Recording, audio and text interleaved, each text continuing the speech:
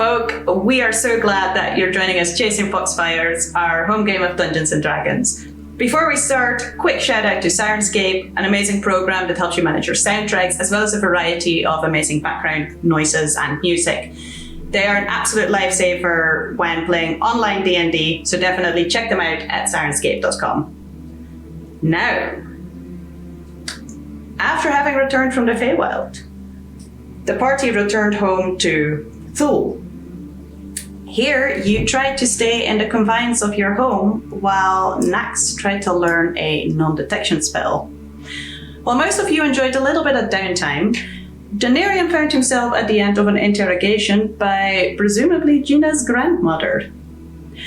Once Nax finally finished the learning of this spell, he exclaimed this to the party, discussed the best way to cast this just on him, or spent a lot of spell slots and cast it on everyone. And at this point, everyone realized that Denarian was no longer with them. He had gone on a very important quest, finding a gift for Gina and trying to decide between flower, stick, and pebble. Unfortunately, not having waited for Nax, he was the victim of an ambush. And the threat that Reaver had heard telepathically back in Aglarond had indeed been true. The attack was a lot more vicious and no longer just focused on Nax, resulting in the passing of both Denarian and Greki. Although the party arrived in time for Finn to bring both back, and you very quickly and efficiently dealt with the attack, but the blow was definitely felt. Reaver, now worried about Luna's safety, contacted another plane and asked for guidance from his patron, deducing the location of this mysterious assailant. And when doing so, you also learned that the amulet of the planes that you've been carrying, that you found in the God King's possession, was actually an object cursed by chaos. Sam was unfortunate enough to glean a glimpse of knowledge of what lies beyond the veil, as the amulet was violently destroyed. Trying to decide on the next best course of action, you decided to invite Roni over for breakfast the next day to see if you could get some assistance from him, possibly some materials, and you went to bed, had a long rest, although during the night Nax was plagued by nightmares of cold imprisonment. But you'll wake up in the morning, having rested. How would you like to start your day before breakfast with Roni? I'm pretty sure someone, and I want to say it was Denarian, said at the end of last session there was something that they wanted to do. If I get myself right, we're currently still within the circle of protection. Yes. Nothing just yet. Okay. I know what I want to do. I want to get up, do my stretches, and go, and then go around the house. Eight. It's your yep. So everyone has +5 to the maximum HP. I like throw a. I'm not even in the house. I forget where I was. I then go over to Denarian. Death Ward. I then go over to Eridrian. Death Ward. I am marking these spell slots off. Just us two. You're trying to say something. No, you're right. I go over to Sam. Death Ward. No, I have my own. Fuck off. Too late. It doesn't work. I have my own. It's active. I have my own routine. Get out of my room. I'm gonna be like the annoying sibling that's on the threshold of your room. I'm not in your room. Banish. I'm having a conversation here with my liar. Oh, yep. For a second, I was personally offended, and now I shall leave. As you are awkwardly interrupted, Sam, what are you discussing with Lyra? Yeah, so the question for Lyra is she okay? Yesterday, when we played music together, she had a strange reaction. And also, why are her strings so sharp? So, before you start this conversation, could you roll me another D100? Yes, I can do that. I have D&D Beyond open right now. It's never been easier. And we'll do that just as soon as the page finishes loading. Okay, yeah, D100 coming right up. Roll. Oh, it's a 5. That's a 5. A 5. Okay. Really good, really bad. As you go to try and start a conversation with Lyra, all you get in response is just this high-pitched giggling. Just... and that's it. Interesting. Can I... Listening to, the tone of the giggling, perhaps there's some insight about whether this is a manic laugh, so she's heard a joke, or it's a malicious laugh, or what's the undertone here? Can I make some sort of check to? Sure. Okay, insight check. I infer. That Yes. is a 27, 16 plus 11. Manic laugh. Yes. Thanks. Other terms you could apply to it is unhinged. There's no mirth in it. There's no joy in it. It's not a laugh of pleasure.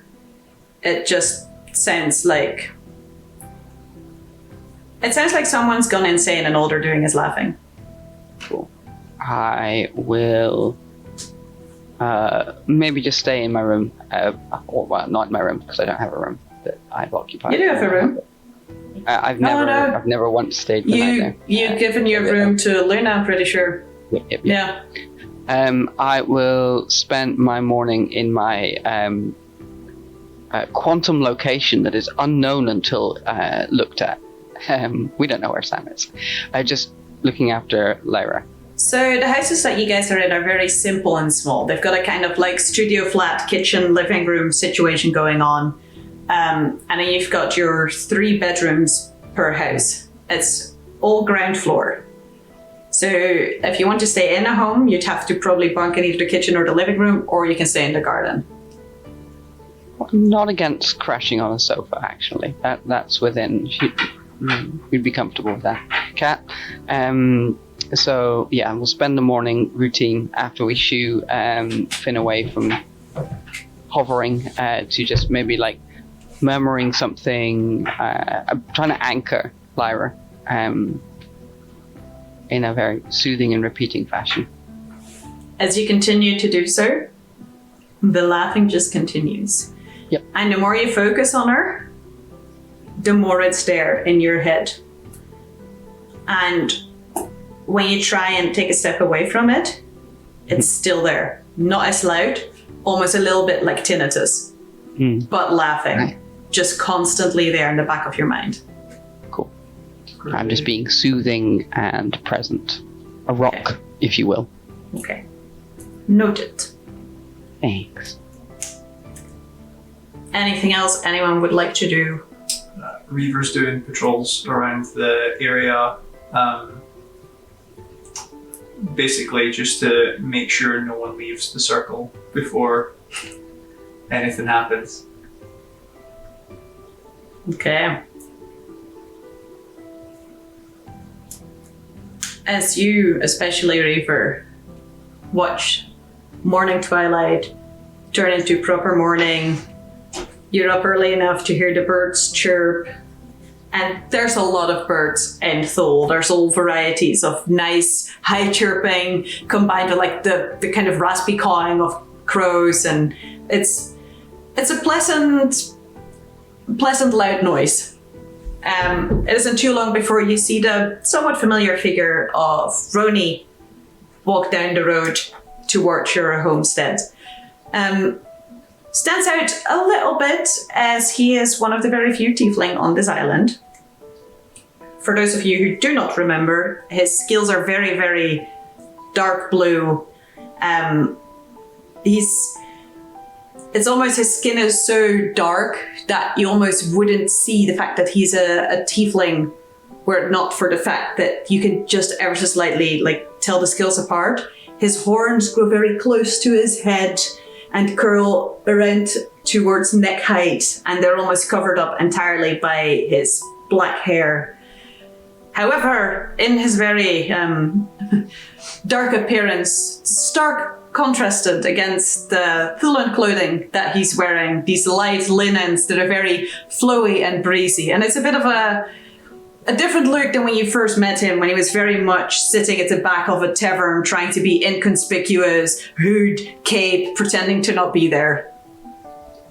As he walks over, sees you, Reaver, kind of holds up a hand at you. Morning. Morning. The rest are meeting inside, I think. All right. I think Sam's sleeping in the living room of that one, and I point to the one that I don't think Nax is in. All right. Do you want me to go to that? Which home am I? And I point to the one that Luna's in, because probably the smell of breakfast is coming from there. All right. I brought some breakfast materials. I don't know if they drink wine here with breakfast, but I brought wine for breakfast because why not? There's at least a good 50% of the party will drink wine with breakfast, so yes. Well, fantastic. Yeah. And you see he's holding like a small, almost picnic-style basket on his arm. Once he's there, Reaver's just going to follow the rest of the perimeter and then eventually come back in. Okay. And he does that thing where he awkwardly enters a home with people that, he's met a few times and he's kind of indebted with, but not quite sure if you're on friend level, so stands in the doorway a bit like, where do I go? Morning. Morning. I'll get a bottle of the latest batch, not latest, a batch of the strawberry wine. Go. Wine? Oh, I brought some as well. Wine. Fantastic. All right. Finn will then get. Let's see. Adrian. No, definitely not vegetarian. Perhaps. We'll get 5 glasses out, and then proceed to make play house. I'm not quite sure whether it's like host, I guess. Yeah. And just make sure the alcohol is flowing at 9:00 in the morning. Basically, as you're pouring, you do see that a 6th glass has appeared on the table. Where did it appear from? What dark sorcery was involved? The sorcery of teenagers. Ah, right.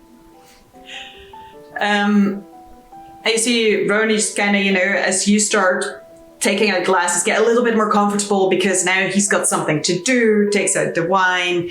He's like, oh, I also brought small oat cakes. I didn't really know what you wanted me to I'll do. eat that. Oh, okay. Well, they're freshly baked. They've got good bakeries here, and he's just generally trying to be he's trying to be nice, but it's a little bit awkward. I love awkward. I'll have some more cakes. They're very standard Thulan, a lot of honey, very chewy, but very good. I'll enter at this point. And in the spirit of bringing something and contributing something, Cyril will regale Roni over breakfast, or indeed the entire party, with a dramatized version of their adventures in Orion and saving the continent from the curse of Adramelech. Okay. How much are you telling him?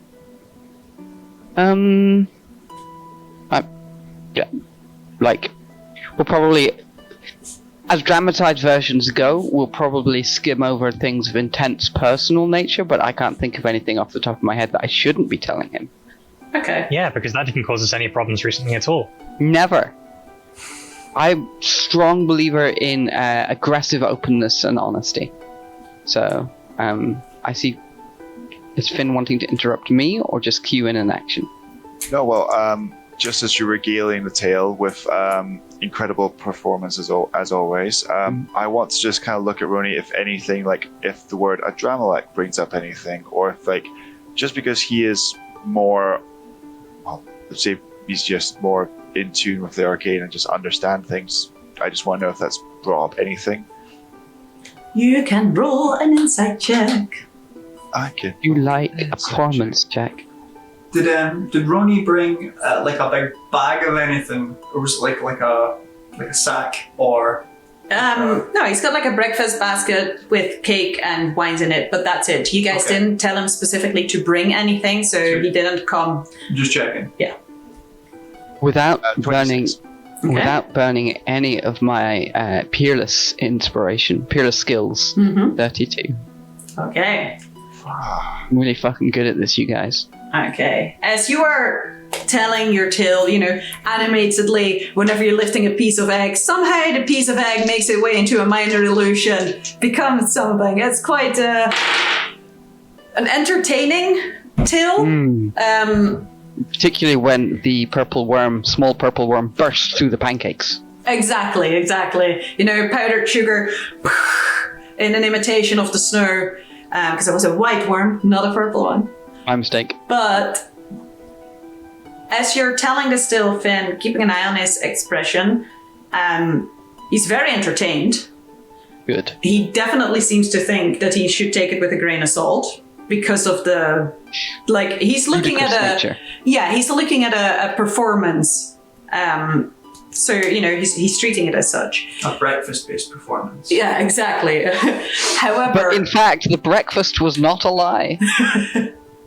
When you get to the part about Adramelech and how you brought magic back by destroying this crystal, you do notice that he starts looking a little bit less amused and a little bit more like someone with scholarly interest, let's put it that way.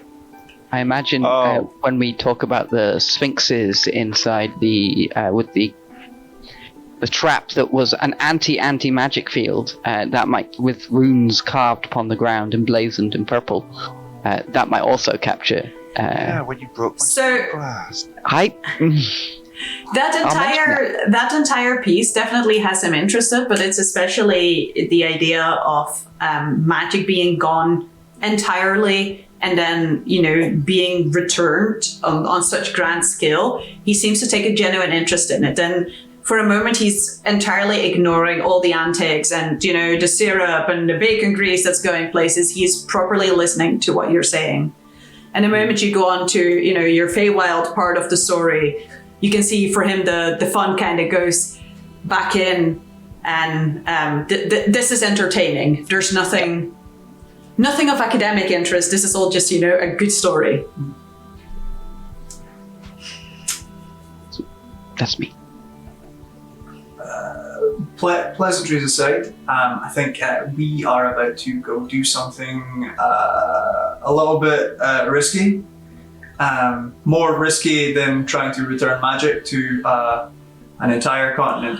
So we're going to try and prepare before we go this time. I was going to say, risky is not very unusual for you, Tertiary. Yeah. But last time we just went and we figured we have a bit more context this time, so we're maybe going to prepare a little bit before we go. Smart. Yeah, which was why we were kind of inviting you over as well as just touching base, because it's been a while. Have you been working on anything since you've been here? Well, honestly, it's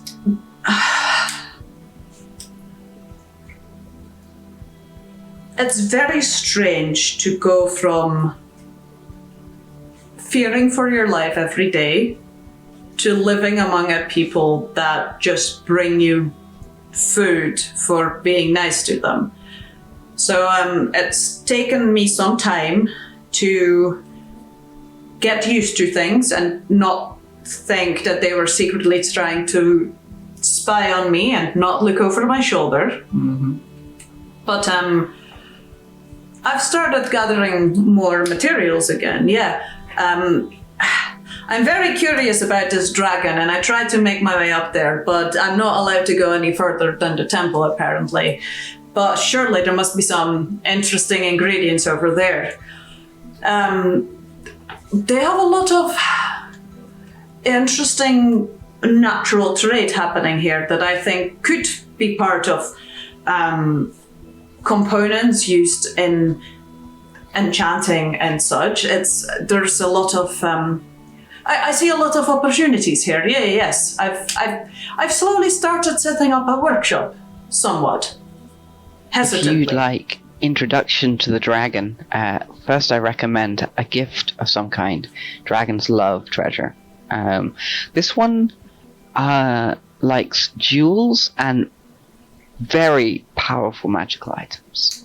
Also prefers, I think, if I remember right, good stories that it doesn't know. Information's quite key. So, I mean, you know a lot about what went on in the north. And Interesting. Okay, noted. Maybe I'll see what I can do. I mean, the problem has more been getting past the monks. They just don't think I'm worthy enough to travel further up the mountain. I can solve that for you, no problem. I have a flying horse. the problem then lies with the giant golden dragon, the giant shiny dragon at the top of the mountain. Hence why we would make an appointment and bring a gift.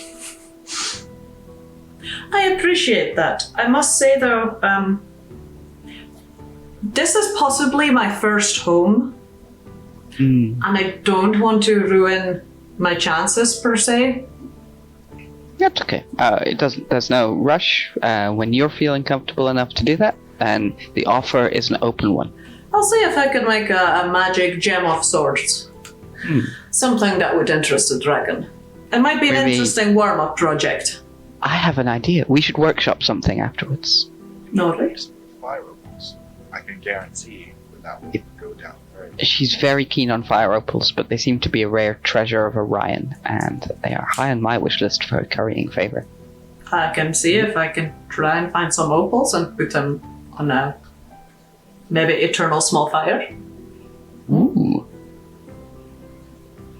But how can I otherwise assist you? I'm sorry, I don't have any finished product at the moment, but I have to set up a workshop, so if you need anything, I could possibly help with it now.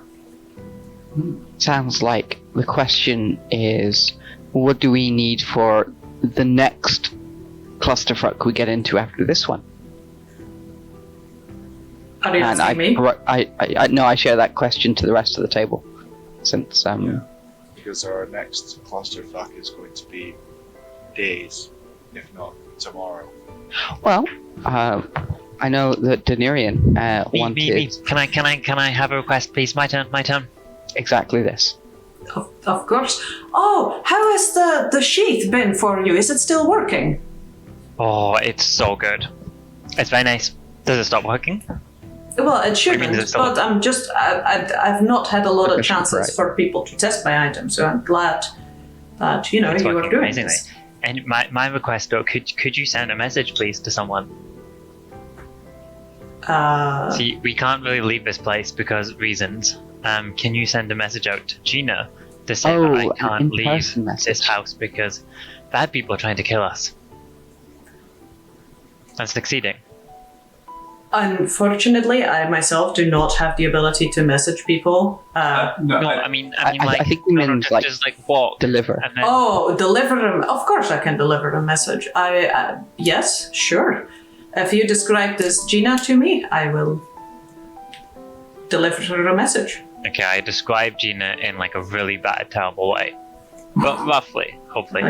And then I'll just tell where, yes. Location. Immediately afterwards, walk left, right, do like a little circle, and then walk to there. Ignore the little tree, go past the tree, and then actually, no, don't take a left. Take the second left.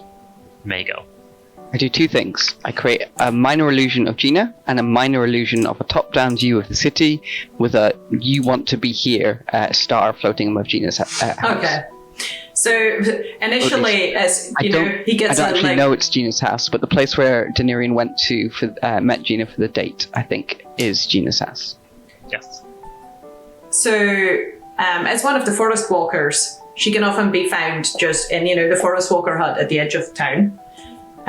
But you do get a bit of a look when you say, you're looking for a woman with light brown hair. He has a bit of a dirty clothes. Okay. And then when you summon your minor illusion, there's a bit more. Right. Okay. Yeah, I'm sure I can find her. No problem. Thank you. I make the illusion like as quietly as possible so Denarian doesn't know that I'm helping. Okay. I think we might need some. You said that there was like potential for some good trade or like components. I think maybe the more arcane amongst us might need a few components. If you have any kicking around. Well, let me know what components you need. I have no idea what I'm talking about because I don't diamonds. use any. Maybe diamonds. There are diamonds. So interestingly, these people live in such a unique way. They barely use the riches that their land provides them. They've got apparently a big mine further to the west, loads of gems and unrefined gold, and I think diamonds as well are mined there. Yeah, I'll check if I have some. I might have some diamonds. What exactly do you need? All the diamonds. I'm gonna become so rich. Resurrection components. I'm gonna buy the place. We're going to bring him back to life. Can we buy the mine? I nudge Finn. Yes. So what we need, and I'll kind of like look at the rest of the party. However many diamonds you think you need or have, double that. That's what we need. There's I'm talking. I need 600 gold's worth of diamonds, and that's just with my funds. We've had some casualties lately. Nothing that couldn't be reversed, but diamonds are an important component of that. Those spells. All right. Well, they're not big on their gold here. How about if you find any interesting magical items on your journey, maybe donate one or two to the workshop? And We have a cursed one. We can give that away. It was literally set fire to. I still have like the burn mark on, like. preferably no cursed items. Yes. Preferably, so it's not a deal breaker. No, but I haven't quite set up a safe containment zone yet. There's no permanent protection spells in place. I've just started the workshop, maybe wait a month or so with the cursed items. But I can definitely get you the diamonds that I have, certainly. Right. And lots of shiny precious gems as well. Ooh, what are Shiny you working precious on next? gems. All right. How much do you need? I have this very nice dagger. As much as this will get, it's a very nice dagger, by the way. Are you working on something Just- next, or are you just trying to liquidate? He holds out a Liquidate. hand to look at it. I don't touch the point, no. It can become a little bit painful. All right. He takes it, looks it over, and you see him cast a very quick identify spell. Like, I'll gladly take this off your hands and give you gems for it in return. Absolutely. Any specific kind of gem or just any precious stone in general? Just generally precious gems, yeah, and I mean, I'm sure I can work out myself, but if you're able to provide ink infused with gems as well, smaller amount, mostly I just need the raw gems, but a little bit of ink infused with precious gems would be very helpful. It would save me a lot of time. Sure. Ink infused with gems. Why not? Why not? I mean, in the I end... just think that Nax is just kind of like the money is worthless, buy gold kind of doomsday prepper right now. And infusing and enchanting is kind of my thing, so really, small job. Yeah, yes, Yeah, just Finn was calm and collected. Donald wasn't. Would you be able to you say infusing, would you be able to infuse a weapon with, I don't know, more a capability to do more than its current state? Depends on the weapon and the capabilities. I mean, magic is a science, you know. I need less vagueness. Okay, that's fair. I'll take out the Josephine rapier replica. That's a tongue twister that I put myself. And just, this is a self-made project essentially, but it's important to me, and I'd like to use it more in battle, but rarely get the chance. So just if it's something that maybe gave it a bit more oomph, that maybe I'd only need to use it once or twice, and then I could focus on healing or resurrecting people. Looks at You're just dancing. yes, there, that. He looks at Daenerys like, I see. Indeed. Mm-hmm. Well, all right, a bit more oomph. Definitely a more scientific term, yeah? Yeah. Well, if you possibly could, an item that would get me to my friends quicker, because the seconds make the difference between literal life and death, and I think I am literally the only person here who can Teleport? Yeah, Short distances? Like, Finn tried to teleport there, but he just kind of just shuffled in his seat. I can only like teleport. You're not the only one. My teleportation is not combat practical. I can certainly see what I can do. It will take me a little bit of time, though. That's not a one afternoon project. Oh, I'm fully aware. I'm thinking long term. All right. For that one. I have a request. I don't mean to jump the queue on Finn's various things, but I honestly can't remember where, but we found this very cool bodhran instrument. Mm-hmm. One of the things that... bodhran, it's a type of drum. Mm-hmm. I use it during performances. It does a number of things, but one of the things it does is make my spells stronger. Mm-hmm. I've never encountered since then anything like that.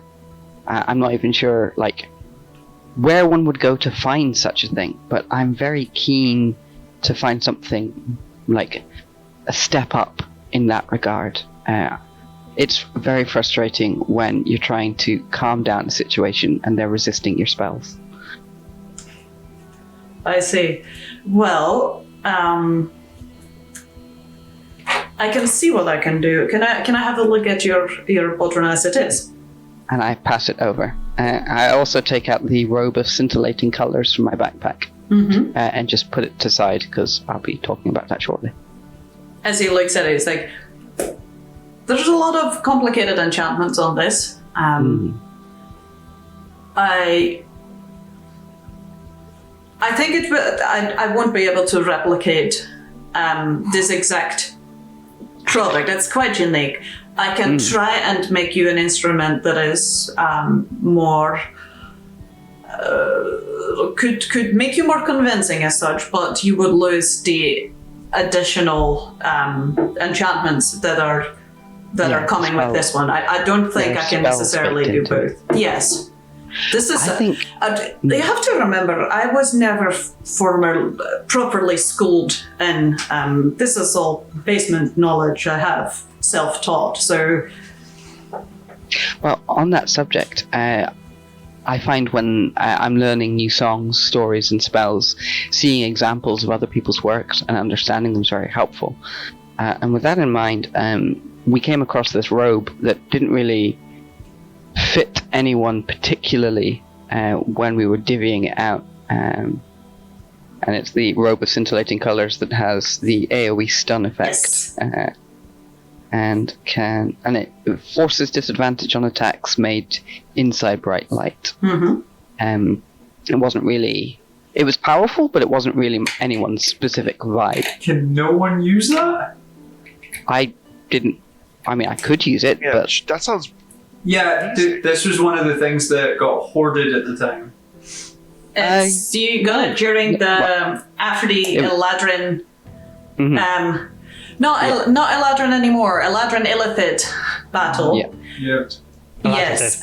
Yeah. It requires an attunement slot, I believe, which is where I believe the difficulty came in.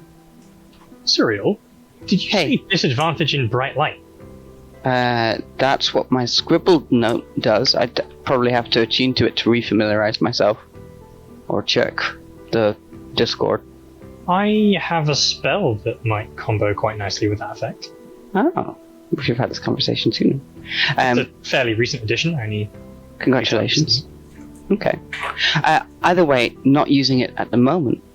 More than happy to loan, at the very least, to you, Roni, to help further your learning and understanding by seeing other examples of spellcraft. I would love to have this, if even temporarily, that would be amazing. I would gladly take that as one of your payments, so to say, for trying to make an instrument. If you want me to make an instrument, if you prefer this one, then I understand that as well, because it is very complex.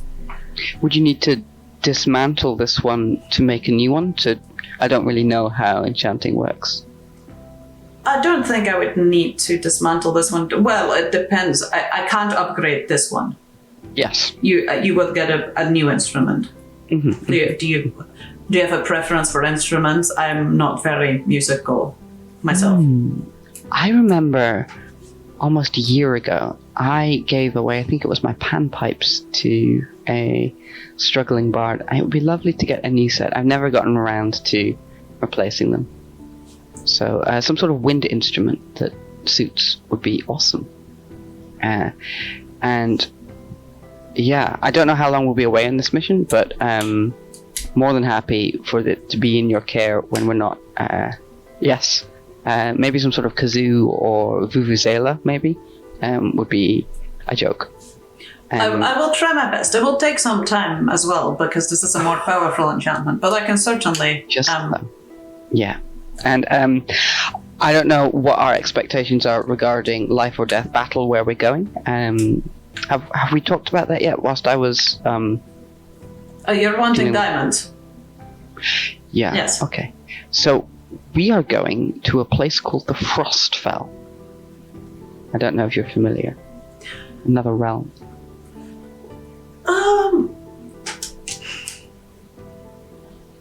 I'd like to make this very clear. Mm-hmm. I don't usually steal things. But I love any sentence that begins that way. since there was no chance for me to learn anything in a safe manner, I had to acquire books. There was one time where I snuck into the palace and tried to grab some books. Nice. I mean, never given tried what it went again on in the after. palace. Yes, it was a poor Given what move. went on in the palace, I don't think anyone's going to judge you for sticking it to the God King. I'm so Respect. glad they're off. Yes, apparently they had a lot of books that were very useless to me, even though they were interesting. But obviously, you know, I live here. I don't care about a Frostfell, but I've read about it. Yes, but it's cold apparently. Yes. There are... Yeah. I know that Nax here is fairly immune to the cold, and I can be too on occasion. But, I don't suppose there's any... That's the main thing that I think we had worries about. But if you're preparing for... If your workshop is like... If you don't have a rolling stock of frost resistance gear, then... which would be a wonderful happenstance. That would be a wonderful happenstance, but Quite out unfortunately with the not. realms No. of probability.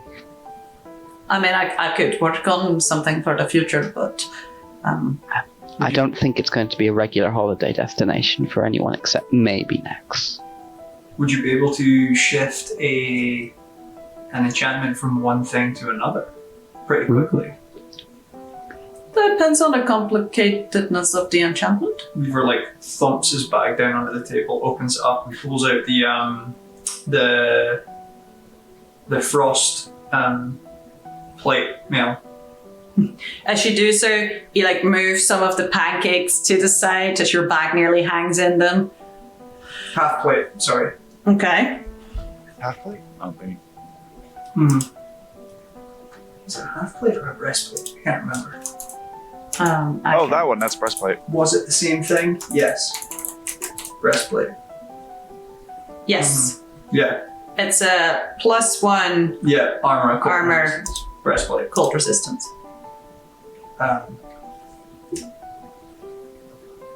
Because I don't need the cold resistance anymore. That's ominous. And I spin like a little black flame in my hand, and the trident appears in my hand. Oh, you have a magical thing. And before what's his face gets a good look at it, I cast it away again.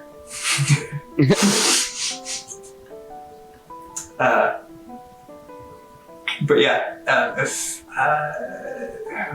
would you be able to like take an enchant? Is that like a thing? Can you move enchantments? Can you like, or is it just Theoretically, what would it be moved to? someone who probably to a piece of armor that someone can actually use or utilize? Looking at like a bunch of the party members that did not do well when we were up in the mountains. Well, if you have a piece of armor that you'd want disenchantment on that is currently non-magical, then I could probably transfer it. The original armor would be unfortunately broken, though, if that was okay. Yeah. That's. And I'm not. I mean, I can tell that this is a stronger type of armor. I don't know if I can transfer all of that across, but I can certainly transfer the cold resistance across fairly quickly if you want. That's what we're looking for here, just because if wherever we're going it's full of biting cold, and we've really Iridian almost lost a new tip, so I've actually got it covered this time. Yeah. I'll be. But Denarian, are you drinking out of the jug again? We've got glasses for this, you know. Glasses are for tea, jugs are for water, of course. No, jugs are for wine. Yes, what that man said. I think we can all agree on, though, that we want dinner served with a plate rather than in some sort of like tiny bucket. Leaf. I was actually about to top up my... Do you have a different jug? I have many jugs. Several. I go and get Roni a jug of whatever it was he was about to top himself up with. Just refilling the water, doesn't want to have like Daenerys germs in his water. Disgusting boy germs. Phil seems like a place that has like lots of carafes at all times. Just Yes. varying degrees of ceramic carafes that have like various fruit juice and wine. Can I? The secret is they're all wine. There's like 7 of them on the table. all like for decanting the fruit wine, and that's it. Finn would like to go over to Reaver and say, so the Feywilds was a place where a lot of things happened. One of which is the fact that I'm going to feel the cold more, and I'll feel the poison more. So if you're trying to find a home for that frost enchantment, I know a good half plate that could use some. Yeah. I nudge Roni and say, Finn here made a ill-advised pact in a game of chance with a powerful fae. You said in your story. It's a +1 breastplate of cold resist. In fact, that would just be better than what I'm wearing by far, without even having to shift the enchantment. I have had this for so long. Finn. I thought you were wearing it. So as soon as I got the trident, it went in a bag. Oh, I think I distinctly remember not trying to be like, oh, just Yeah. stop. Yeah. No. That's totally fine. It does require an attunement slot, though. I think I actually do have one free. Got one free. In which case, you can definitely just have that then. Thank you very much. I will remove it from my inventory. Okay.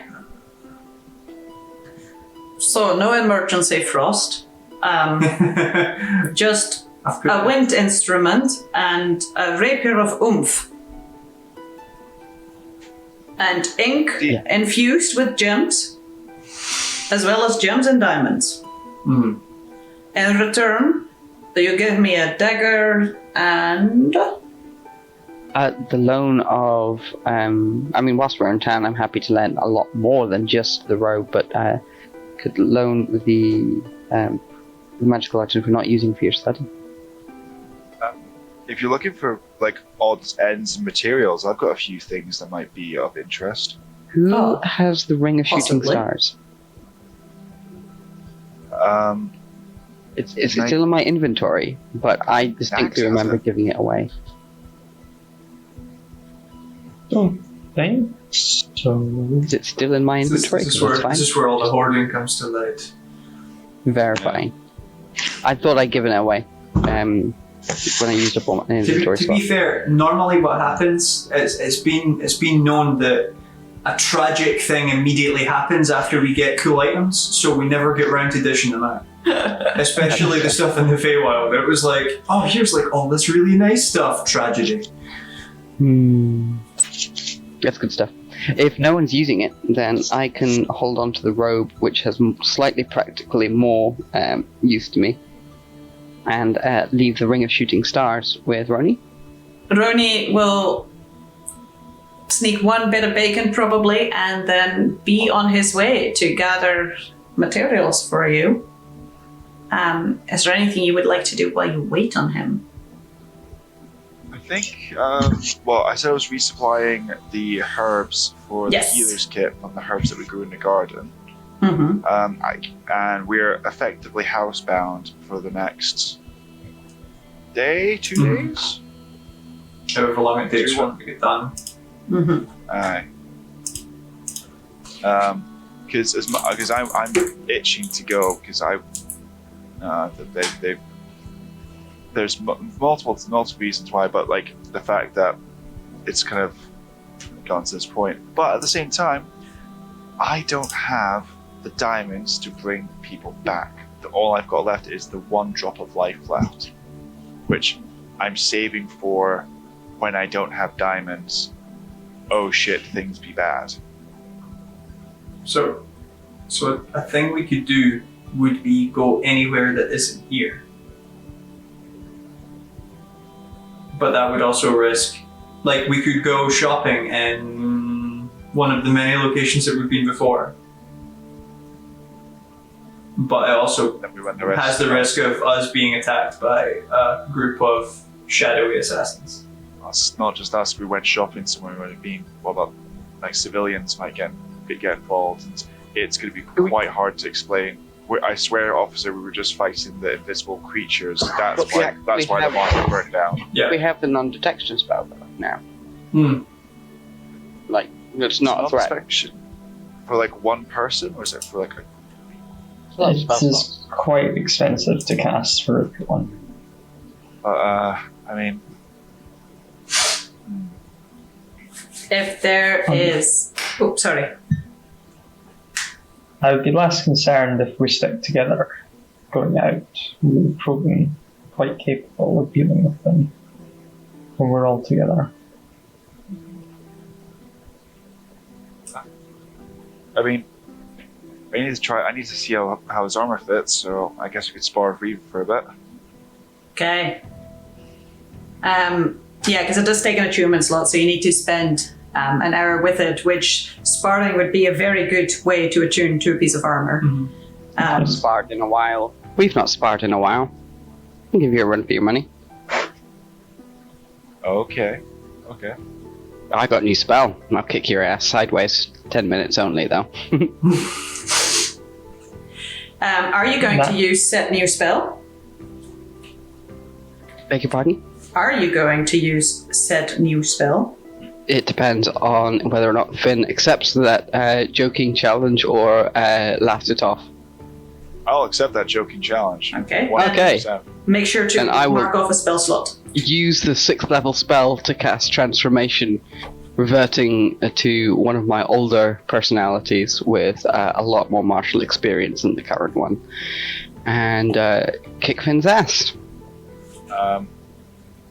We can roll it out later. Yes, I know you want to. Okay. Oops, sorry, I read Rian. That's okay. Can I get hold of 10 gold pieces worth of charcoal and incense? Probably. You can, I mean, if you ask Roni that just before he leaves, he'd be more than happy to bring that back. That's easily done. Cool. If there's nothing urgent, it takes him maybe 2 hours or so to get back to you, walk back to his home, presumably rummage through whatever mess his workshop looked like, and return to you not too much later, carrying the same basket, although by the way he holds his arm, it looks like it's a lot heavier this time. As he walks into the home, he lays out on the table. Get your pen and papers ready, because I'm not writing it down for you. There's 2 diamonds that he has, both of which are worth 1,000 gold pieces each. They are quite possibly the biggest diamonds that you have ever seen, Finn. The use of his paper holders here, it's really weird. He also has a, gives it a bit of a... I had another diamond, but an unfortunate accident happened, so and he hands you over a pouch of diamond dust worth about 600 gold pieces. Okay. And there is one smaller one that I have, which in technical terms would be worth 300 gold pieces. It's 300 a revivify. Yep. Sick. We have the defibrillator. He also hands you, Nax, worth around 400 gold pieces, a variety of small precious gems, as well as a small jar bottle of ink that when you open it reflects the light and the colors of the rainbow, if you will. He has infused it with gems. What else did we have? Charcoal. Just dumps a bag of charcoal and then says, at your feet, Eridrian, rather unceremoniously compared to the rest of the items that he's getting. Thank you very much. All right. Anything else you need? Anything I forgot? I don't think so. No, I think this is... Yeah, technical question. Yes. So two diamonds, each is 1,000. Yes.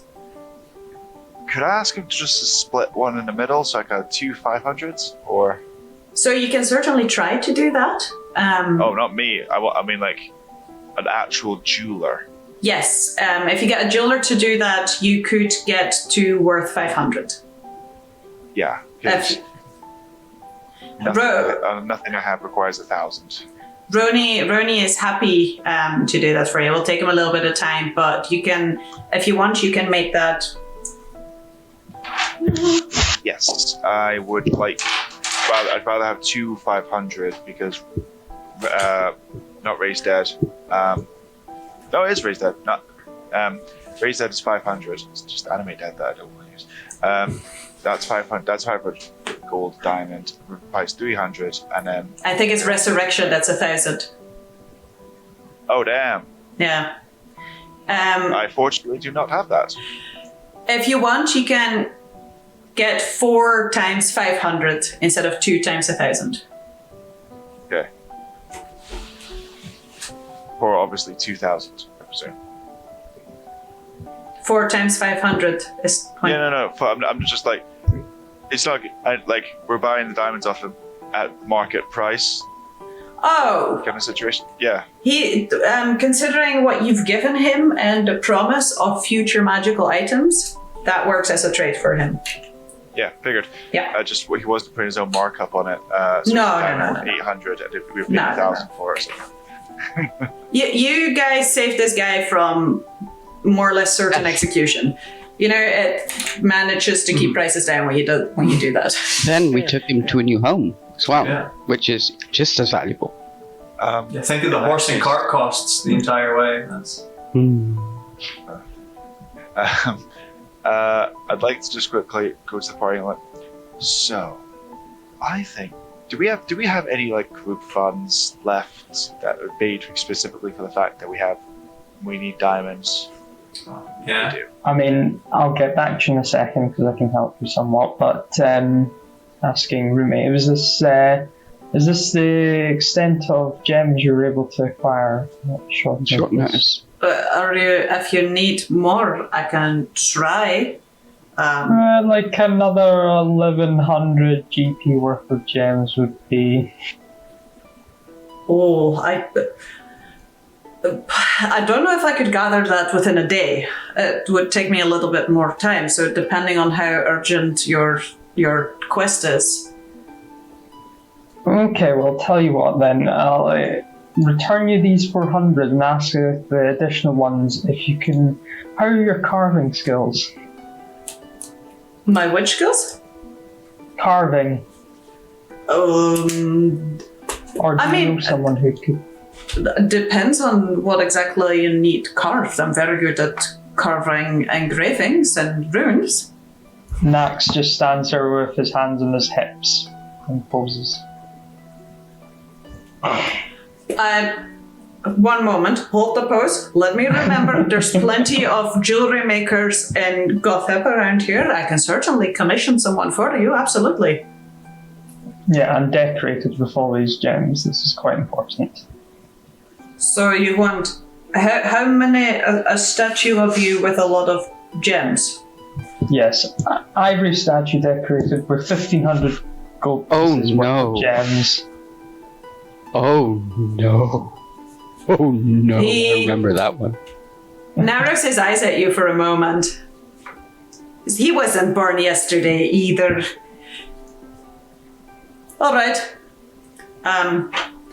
Again, might take some time, but I'll look into it. It'd be like, I want one as well. I know the spell you're casting. I want one too. Well, I don't know. You're asking for more gems than there are at the moment in Gotham, then. All right. Okay. So you have your diamonds, your incense, your charcoal.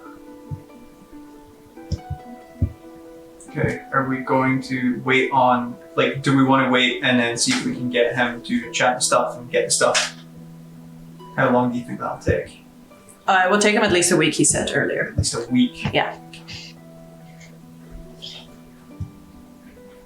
I'm going to turn back to Finn.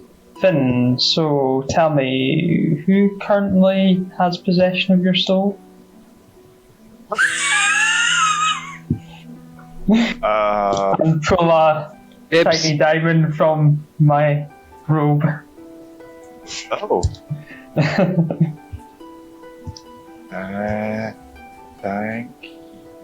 Thank you. And wink though.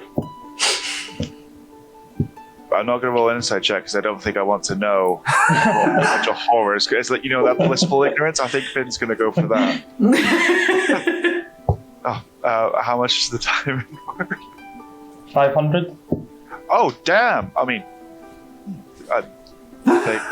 thank you, Nax. So this is just well, there's a kind of a priority system. The fact that you gave me the diamond means that in a situation, like, I kind of bumps you up the list. So think of it like a medical bracelet. Is that why you let Brave the guy that triage. one time? But whilst we do have Lorne here, is there a party funds that we have? I feel like we had one and it got spent on something. We currently have a party fund, and there is a total of 4 gold. You spent it on the dragon. I fucking remember. Oh god damn it! I knew there was something. I was like, There's a Spent it on the dragon. small I dragon. inputted it since I have not allowed a party fund. So I have 800 gold's worth of silver bars in my bag. yeah, somebody has a hold of bars. damn. Catch me up, Daenerys. You bought a dragon? Yeah, I bought a dragon. I used it a couple times in that bar fight. Remember? Oh, it was a statue, wasn't it? Like And now it you had a dangles pocket inside my dragon, bag. a pocket dragon of some kind. Now it dangles like a little decorative piece on my bag. I see. I think that's the epitome of a kid who gets a really expensive gift at Christmas, uses it twice, kicks it under the sofa, and it never gets used ever again. Just so that everyone's caught up to speed, I have my attunements are the robe of scintillating colours, or at least it will be after breakfast, the assisting Bodron, and Lyra. Oh, you're attuned to Lyra now. Yeah, we had to fulfill my promise and leave the Feywild. That was a conversation that we had. Fuck. Okay. Yeah, otherwise, Lyra might not have come with me through the Feywild, and that would have been the worst. Yeah, that would have been the worst. Yeah. So, It's definitely not going to come back and bite us in the ass later. oh no, it'll just cut my fingers off. I still want to point out the best If you're magical lucky. item I have thus far is the one I got like in session 3, which is the Hag's Stone that has Hag's just been Stone. sitting away, passively giving me +1 to my saves from session 3. Isn't that the one that secretly gives you -1 to your saves? No, this is one that gives me like +2, so that cancels out.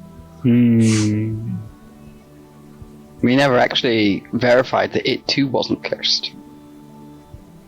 Like everything you own. Where does this come from? The- 1 time. 2 times. Twice. Okay, 2 times. Well, only one of them was on purpose. Okay. So is Listen, this just because listen, sometimes in life, when a amorphous, weirdly refracted creature reaches a certain age, they start hoarding. And I have a small hoard, and that's okay.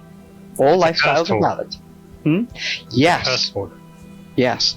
When I turn into one day, gain the ability to transform into a dragon, it will be a dragon that hoards cursed items. Not on purpose, I'll have you know. But it keep happening. Have we got an hour before we leave? I think so. Yeah. I was in the other room. Where are we going first? Excellent. I'll be back in an hour. Bye. What are you up to at Red Rain? I'm going to go to my room and I am going to cast Find Familiar using the incense and charcoal that I just got. And I would like to turn my familiar into a pseudo dragon. Nice. Certainly. What does it look like? It is a tiny little shiny purple dragon. Okay. Purple. Good choice. Like a metallic purple Okay. with a And- scorpion tail. Ooh. I like that. Once it's summoned, it kind of curls around a few times and then looks at you. Gives it at first a frightening hiss, but then gives you the. I love it. Okay. Is it the same intelligence behind the new form, or is it a new creature? Who dis?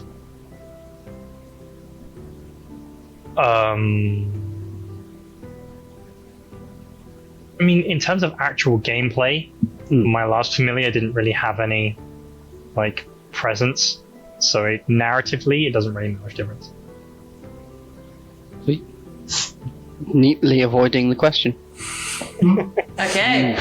Pay you. Okay. Indeed. Anything else? Finn? Sorry, Nax. Sorry, I didn't see Finn with his hand up. He can go. How much usable downtime have we had since our last rest? Since this morning, Yeah. I think in total you've had breakfast, but after that, 3-4 hours. Cool. I'm just knocking off hours on spell learning, that's all. Okay. Just checking our schedule. It's however long Nax needs. Well, I have a whole spell book here of Lysander's, so... Oh no. Will be some Most of them are time. committed to memory over time, but we're now at the higher level spells that take a bit longer. How long does your non-detection spell last? 8 hours. I'd like to go into town tonight, if you're cool with that. I guess, if it doesn't interrupt your other plans. Yeah. No, like, it's I like going to the tavern and telling stories. It's just the thing that I do when I'm here. I felt a bit weird not being there last night.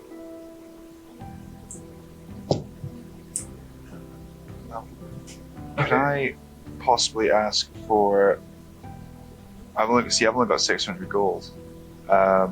So could I possibly ask the party for a small loan of 400 gold towards getting the 2 500 diamonds?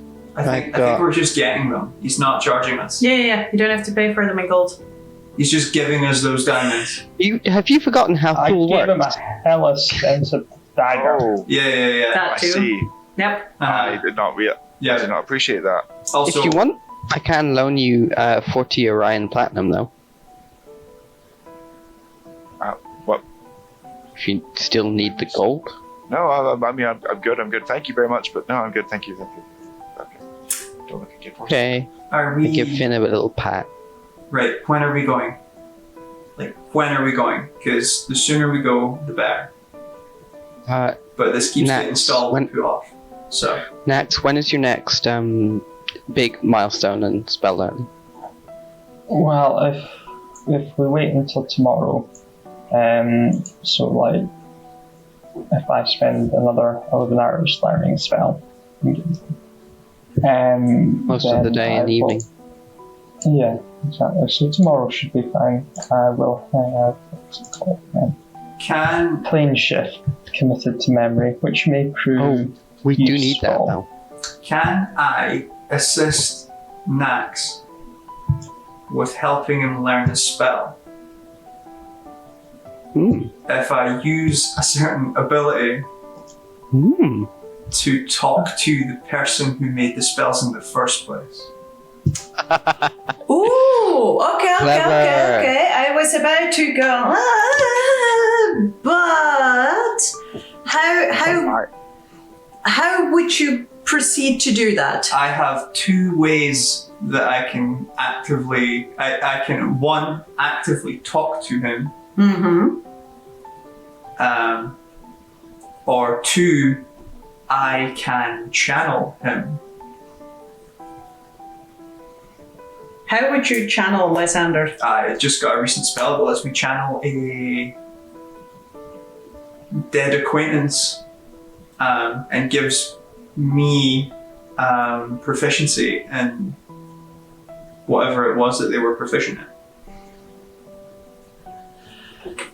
Right. Okay. Combining both of those.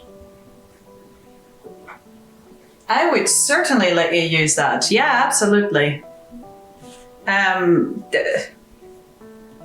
Yeah. Good. You said you needed another 11 hours? If you were to spend both spell slots? I'd say you could learn it by the end of the day. Okay. In which case, I would set up the necessary things. Could you give me the spell description, or the spell name, sorry, real quick?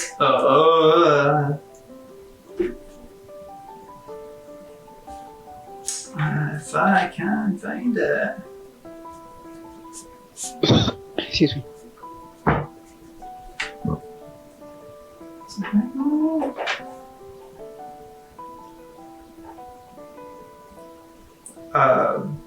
borrowed knowledge. Borrowed knowledge. I shall. Combined with the way that I contacted him the first time. Borrowed knowledge. Okay. So, Max. It gives me proficiency in arcane. As Reaver sits down with you, combining those two spells together, there's this very, provided he doesn't go insane? Natural 20. Natural 20, okay. Since he doesn't go insane, contacting the other side, requesting Lysander for help, there's this very strange moment where Reaver starts speaking with Lysander's voice. And this very plane shifting requires focus. It can be done. And it's easier than a lot of people expect. And you basically get a one-on-one from, Lich Lysander on how to cast plane shift. I'm thinking there's like a sort of spectral presence around Reaver, sort of like overlaid. It's a bit eerie. And there's the very strange combination of him sounding like a fairly pleasant old man while he explains to you the in and outs of plane shifting and basically gives you a few bits of insider knowledge where, he explains to you that it's not actually in the symbols that you draw in the air. The more important part is focusing on the runes that signify the location, and it reduces the learning time. You do feel once you're done, you have that feeling that you've just sat through the most intense lecture and you have that proper learning headache after a full day of just studying. Yeah. But yes, you can learn that spell within a day. Well, that was intense. Reaver, by the end of it, your throat is sore. Yeah. Having to put on that extra croaky noise. Yep. They think there's two voices. There's Reaver's kind of monotone, and then with Lysander over the top of it. And then afterwards, Reaver just keels over and goes and lies down because that was a lot. Got that kind of nosebleed vibe going on. So then the real question is, do you want to leave that evening, or will you take another long rest and wait till morning? Reaver's going to be out for a long rest. Okay. I think we should long rest because I need to, even though I've just learned this, it still needs prepared for tomorrow. Okay. And it will indulge Turiel. Thanks. Okay. No, I can't speak for that. Never mind. I was going to ask if anyone wanted to come with, but that's more of your spell slots, not my spell slots, so... I mean, if I'm not going anywhere, then you can all go. Anyone want to come with me to the tower? I've written a new story. I mean, theoretically, we could have a night on the town if you have spell slots for it. I think some of us have an early night because they spent the whole day communing with the dead. I really... I like to think we just went into Nax's room, and however horrible it's been, the door got shut, and then just eldritchness. Occasionally from behind the door, you just hear this rattling breath and a little bit of Whenever anyone walks down the corridor, there's a cold chill up there. Yeah, exactly. those little little black wisps of fire, just every now and again in the air. Mm-hmm. So imagine that objects that this has been practiced on as well just randomly don't make it to another plane and just maybe appear in another room or something. I like to imagine that weeks from now we'll still be discovering odd pieces of ceramic, because there's thousands of them apparently, on top of the house, under a floorboard, in the bath. Actually, bathtub makes a lot of sense because planar travel, but So who's going into town? Okay. Sweet. The two musketeers that they'll see us walk in and be like, no, not again. Those who are not going into town, is there anything you would like to do in the evening? You fall in the category of going into town, sir. No, sorry, there was something I wanted to do in the afternoon. Okay, go for it. Well, what I wanted to do was I wanted to, in my room, kind of, I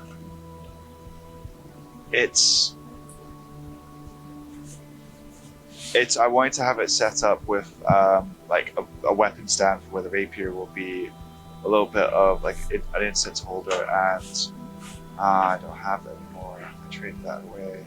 Fuck. Anyways, and just little bits and bobs of important memorabilia that for Finn, and I would like to designate that as my sanctuary for future. Very nice, very nice. I was Noted. going to make a joke about you making a shrine to Josephine, but this is actually practical. Don't know what that does. I'm gonna watch you for a little bit, make some hot chocolate, and get an early night. Anyway, Finn just goes over and just passes her shoulder. Don't leave the fucking house, please. I promise. You promise? I promise. And not the kind of promise I gave to my mum. This is like a for real promise. How long was it between promising his mum he'd be fine and dying? Just in days. I would probably say 2 weeks. Not long. No, I don't think like it was 2 that. hours. 2 hours. I was going to say, yeah. It was Oh my god, no, you made Like the promise 2 hours. again? yeah. Yeah. Oh my... Okay, no. It's a no, that's not all point. I'm going to bed. Then, before you go, you don't remember the Feywild, do you? At all. I remember the story Sam gave me.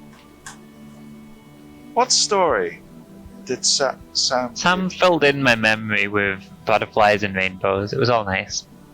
Sounds like a good No, place to go. Do you want to remember it? What happened? Because I think that's important. Okay. Okay. Yeah. I don't mean, think- makes sound like a big deal. Sure.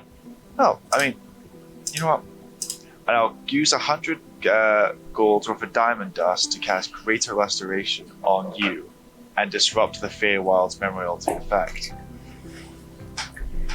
As Finn God. casts the spell on you, Denarian, you remember remembering as Sam has told you, but you also remember what happened. You remember walking through the portal backwards with Greki nearly falling over into Eridrian and Finn and Sam who were already there. You remember that you killed your own dog to save him, and that it was your father who brought him back to life. And you remember that he said that you could come visit. You remember really, really hating the place, not being able to appreciate the beauty of a water nymph. You remember stealing from a cart, which everyone thought was a terrible idea. You remember some face-styled dogs that maybe warmed you up a little bit, despite yourself to the Feywild. You remember having a fantastic time in the Sealy Court, dancing naked around a fire, sharing tea with a group of people. All of it comes flooding back. I mean, I remember killing Greki. Yeah. He's not here. I put my hot chocolate on the floor and walk to my room. Okay. And close the door. Okay. That is all.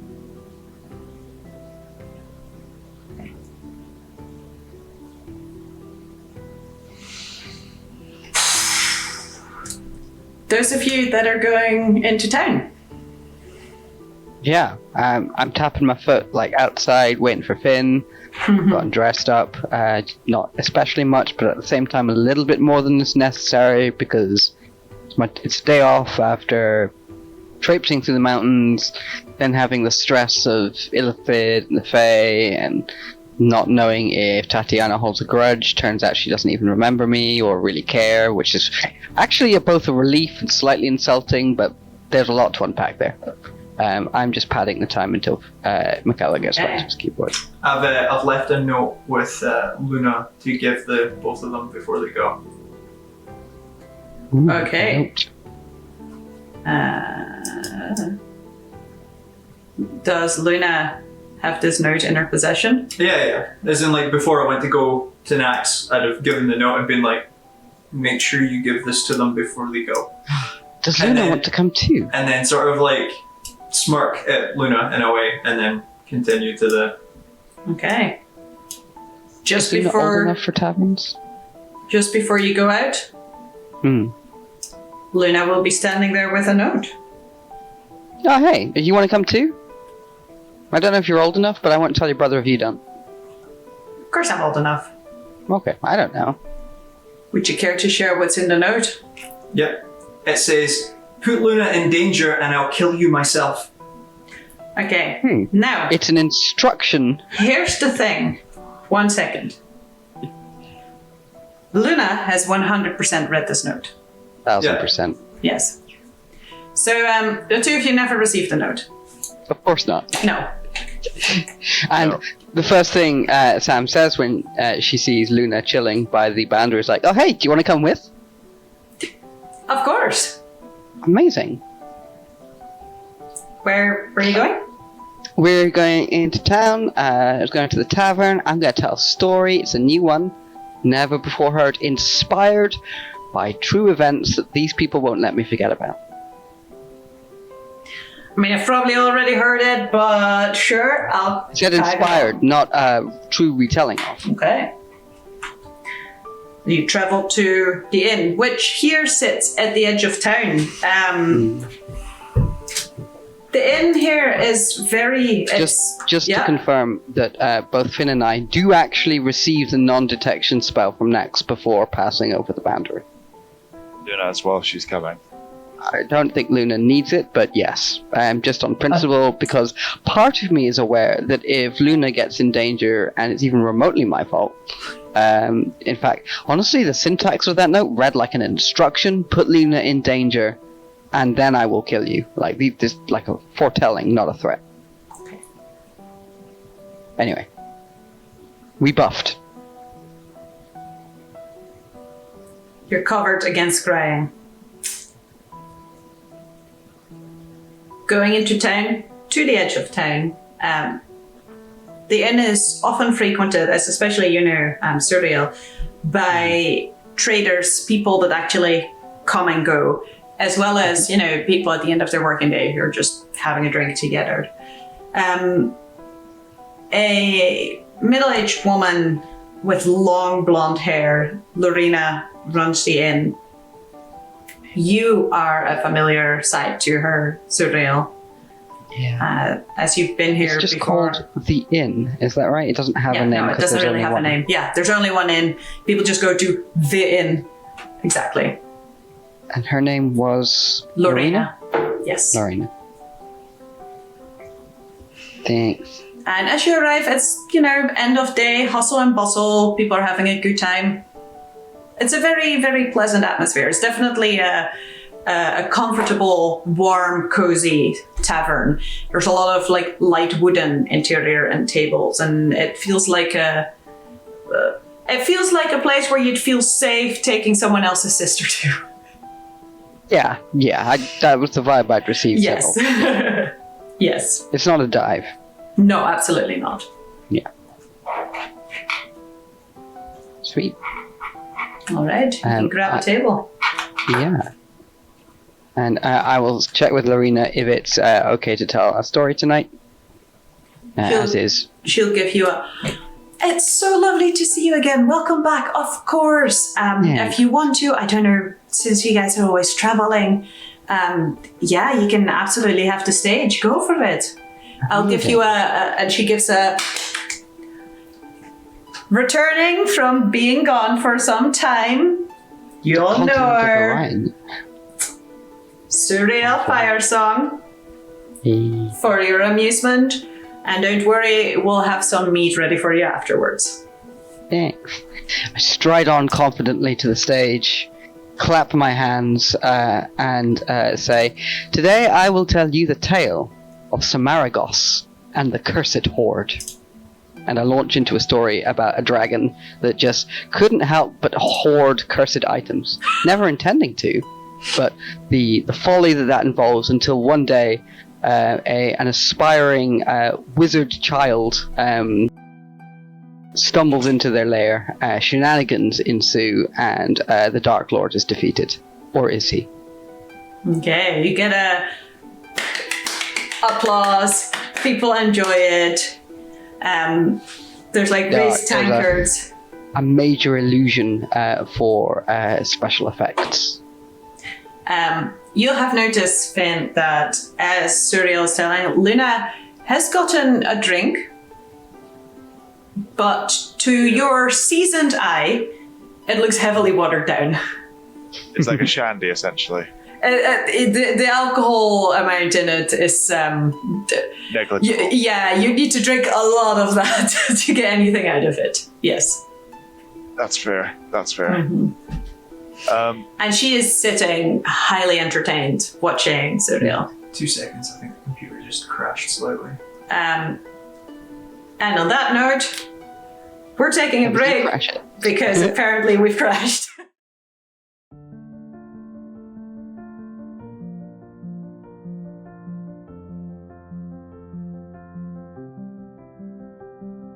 Raised by his elven mother as a single child, Denarian's mom talked little of his human father. Apparently he was a great man. Growing up in a secluded village, there was no religion or magic, there were barely visitors. Here, there was only the circle of nature. Denarian made himself useful to his clan as hunter, but he never stopped being distracted by life outside the forest lands, and his curiosity of humans often got him in trouble. Even more so when he learned that somewhere people could apparently do magic. Finally, and not unexpectedly, the day came that he set out, against the wishes of his peers, and ventured beyond the forest. Denarian found that there were many things he wasn't ready for. Currency, for one, was an entirely foreign concept to him. He also learned that people can be cruel and harm for fun when he freed and stole a wolf pup from a trader's cage. Yet none of this deterred Denarian from wanting to enjoy the crazy chaos of the wider world. When he heard rumours that magic could be taught in a faraway capital of a different continent, Denarian and Greki boarded a ship. They would not return to Orion for a long time. The stars were especially beautiful tonight, Lady Jaina Caldia thought to herself. The pride she had once felt at her accomplishments turned into a resentful nostalgia. She sighed heavily. It had been too long since she had fed, and looked up at Simon. Her mind was already processing her next steps as she led him to the large bed. She would sate her hunger, and in the clamour of her consort's unexpected passing, would declare herself in mourning and leave her estates in the care of the heirs to the dynasty she had created. She would take on the persona of Samantha, a young woman disguised as Samuel Ransford, a travelling bard. A mask over a mask over a mask over a mask. Common practice for the 900-year-old shape-changer. All that she had learned was that being long-lived just meant watching the people you cared for die. Nothing had given her the satisfaction she had sought. Not family, not power, not the gods, not even selfish fulfillment of her every passing desire. And so, after centuries, she finally gave in to wanderlust and left Orion in search for the thrill of adventure. Even when Finric Jameson was just a small lad, he had an affinity for helping those who needed it. It started with a small bird with a broken wing that miraculously flew again, and from there evolved into apprenticing at the local temple, where he learned the arts of medicine until his 18th name day, after which he travelled south to learn healing on the road. A plan put to an abrupt end when bandits attacked him and robbed him of all but his name and knowledge. Going from doctor to beggar, Faith was quick to introduce new opportunity to Finn in the form of a dying dwarven man, and by saving the life of First Mate Usenthor, Finn was granted the position of ship's doctor aboard the Bleeding Crow. Here, he lived an adventurous life of scavenging, exploring and smuggling, although never killing. But more importantly, he lived a life as a trusted friend of Captain Josephine, the devil on the water, equally feared and respected. He would never have chosen to leave that ship. That choice was made for him by Captain Soren, whose dark history with Josephine Finn never entirely uncovered. The doctor was thrown overboard with no knowledge of what happened to his new family or Josephine, the captain he was slowly falling in love with. Instead, he woke up on a small beach, clothes torn and stiff with dried salt. With gritted teeth, he set out to find the nearest city and means for revenge. Waking up in a strange place, sore and nauseous, Nax couldn't quite remember where he came from, or how he ended up in this endless field of long grass. All he remembered was that someone or something had seriously pissed him off. It took him some time to find his way across this strange landscape, and when he finally found the city, he was starving and angrier than he had ever felt. Didn't take him long to find the nearest tavern, where he proudly demanded the guests make space for him and serve him his food. I said, "Leave, lest you be damned." When they laughed in his face, the anger was tempered slightly by confusion. Why weren't these peasants quivering in their boots at the mere sight of him? Nax raised a hand to neck level in a choking grip whilst lofting the other overhead as if cradling some orb. Nothing happened. Rage was now replaced by confusion and perhaps even some fear, as he snatched some food and ran, huddling in an alley with only a cloak to protect him from the elements. Slowly the realization dawned on him that he had lost something very important, and that he would have to work like some lowly wizard to get it back. Stealing a spellbook and focus, he picked up a rumor. The royal family was looking for an object of great power. Something he could keep for himself, perchance? If you are a bandit in the north of Padina, you better watch the shadows. Tales tell of a carnage-fueled demon that will find you should you gather too much fame. The Grimm. It has been some time since Noctis Reaver took on that persona. For him, the story started when bandits pillaged a small farmer's village he lived in, when he ignored the knife at his throat to save his sister. As he lay on the floor and felt life leave him, he bargained with death. You are willing to pay for your soul by servitude, and for her life with what is equal to her worth. With the dagger that slit his throat in hand, Noctis took up the mantle of bounty hunter and started the laborious journey of evening the scales. It was a few years later when a royal courier came looking for the Grimm to get rid of some nobleman the king himself could not be seen taking action against. His Royal Highness King Ansel would be most pleased to hear of your acceptance of this task, and would be most grateful for your services. Noctis didn't care much for his employers. A soul was a soul.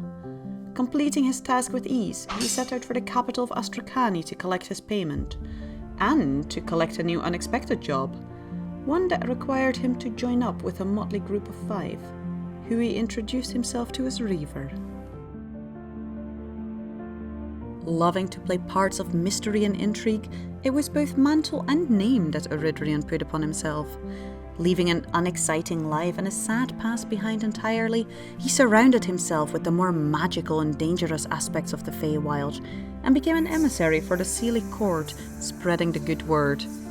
Yet curiosity still plagued the Eladrin. Often he went to those big doors wrought from golden branches. No noise could be heard through them, but he knew court would be in session. There had to be another way in. Searching the ever-changing halls, a voice like a soft summer's breeze interrupted his sneaking. Lost a path? And ever since, Eridrian walked with renewed step, and in her name. His journey to the material plane began when he received a direct summon from her to find and retrieve an artifact of great power in the form of a book.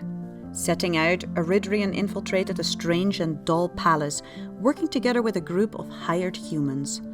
Dodging traps and guards, he managed to retrieve the mysterious tome. Its cover slightly hairy and of an ever-shifting grey colour, and with a closed eye on the front. Wanting to quickly escape, he used the planeshift scroll that Tatiana had given him, only to feel an uncanny tug mid-teleport. And rather than finding himself in the Sealy halls, he found himself unceremoniously dumped in the bathtub of a very confused doctor.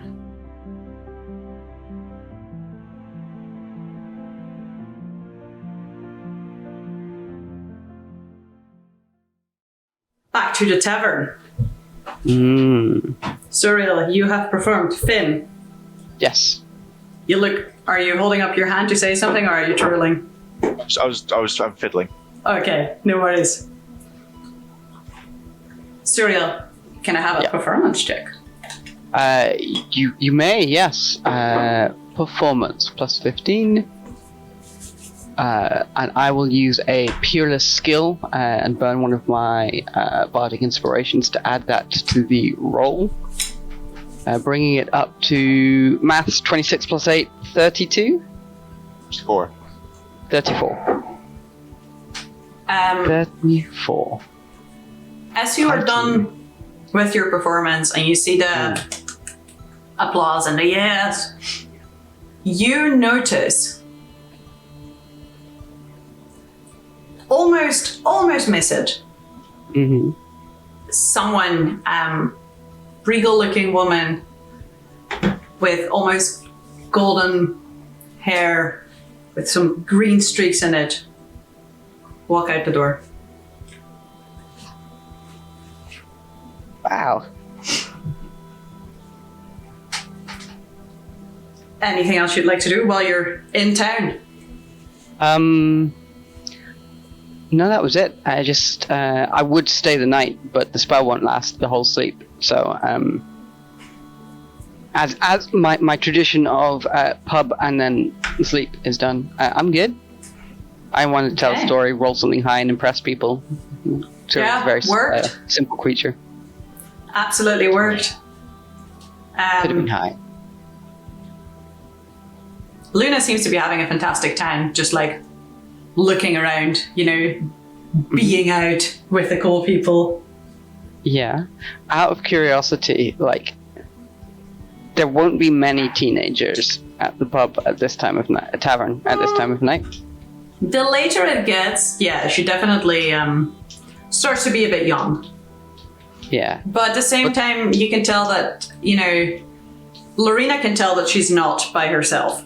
Yeah. Importantly, any of her peers who saw her will know that she was allowed to stay out later than they were. Oh, that too. Cool. Okay. Yeah, no.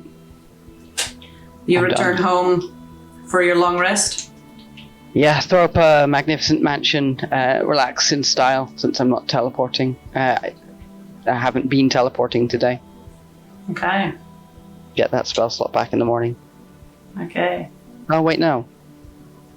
That'll put me outside the wards, won't it? Because it's an extra dimensional space. Maybe not. When I cast a spell, I'm about to step in, I'm like,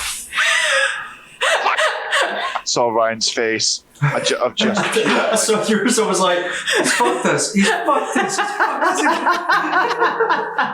The fancy pants bastard wants to go to Inspector's Mansion to get murdered. I was like, no one will know that you're there. No one can. Yeah, I was just thinking about this 8 hours later, when the door closes and the body just rolls out. Yeah, just be like, 24 hours later, it'd be even worse. Especially if I made it invisible. be reminiscent of the Shugel scenario from a long time ago. It would be just coming out morning coffee, corpse at the floor. Get the bag. Does it Tremendous. not only let people in that you choose? So the restrictions on it, no, in short. You can close the entrance, but it doesn't state that the entrance is irrevocably locked, just that it's closed, and it is invisible, not immaterial. And whilst I've spoken to these two about warding it, it's not entirely clear how, if that can work. Since it's unclear as to whether or not the interior is the same extra dimensional space, or a one that's generated each time. The main issue is warding it would take 24 hours, and it's only up for 24 hours. So. Yeah. So the spell description literally reads, you and any creature you designate when you cast the spell can enter the space. As long as the portal remains open. And then it says you can open or close it within 30 feet of it. Huh. So even if you said all of the party can go in, you could still shut the door and lock everyone out. It's amazing. And I could, unless I designate invisible assassins, they can't enter the space. Huh. Amazing. I will refresh my memory on the spell in the morning and swear again. And the worst part is that I heard it in Eridrian's voice chastising me about, actually... Could you get scryed on them? Yeah. So If they know what my current form looks like. Also, if you can scry across dimensions. Oh, but they are scrying across dimensions. They're in the Frostfell. Right. And they're dropping shadow people on us cross dimensions as well. Yeah, with pinpoint precision, which speaks to some rather terrifying considerations. I'm hoping they're not like really powerful and they've just got like a really powerful wand that does it. Yeah, and like they'll be like this level 1 commoner with a bunch of wands, like 3 wands in a trench coat. Yeah. you'll have your sleep, your rest. Morning finds you undisturbed, except for Suriel, who's grumpy at breakfast, having just heard Eridrian's voice in her head overnight. Still not sure if he's doing that with a sending spell or if it's just me doing it to myself. One of those wake up at 2 a.m. moments of like, ah, shit. Luna seems very proud in the morning, although she doesn't say anything. Is there I'll bring her aside and just be like, lesser restoration spells are really useful for hangovers. It's like, Obviously, I know that she had a super watered down drink, but, you know, playing into the fact that she was out late, she was drinking. she's doing it. I don't even feel anything. Yeah? You've got a hardy constitution. I mean, that makes sense, I suppose. Judge High you. five. 8. Ah, God! Okay, you cast your morning rituals. For myself, who's the squishiest? Eridrian, who's most likely to die? Denarian, it's plus 10 to your extra HP rather than plus 5. The best part is that you come up, like I can see you in the middle of the group being like, who's the squishiest? Who's the most likely to die? Yes, and like out loud where we can hear you, just the judgment. Just running up and like stroking people's face, being like, death what? Yeah. You're not Say allowed no, to it's a beneficial effect. say no. Is there anything else that you want to do before you go? I'm good. How are we actually disappearing? Do we like tap our shoes? Do we run around in a Nice. circle? But Luna, can you do me a favor and deliver this rubbing to Roni at some point today? I made it specifically for him. Look, it says in my notes, it says anti-magic field runes, complete rubbing for Roni.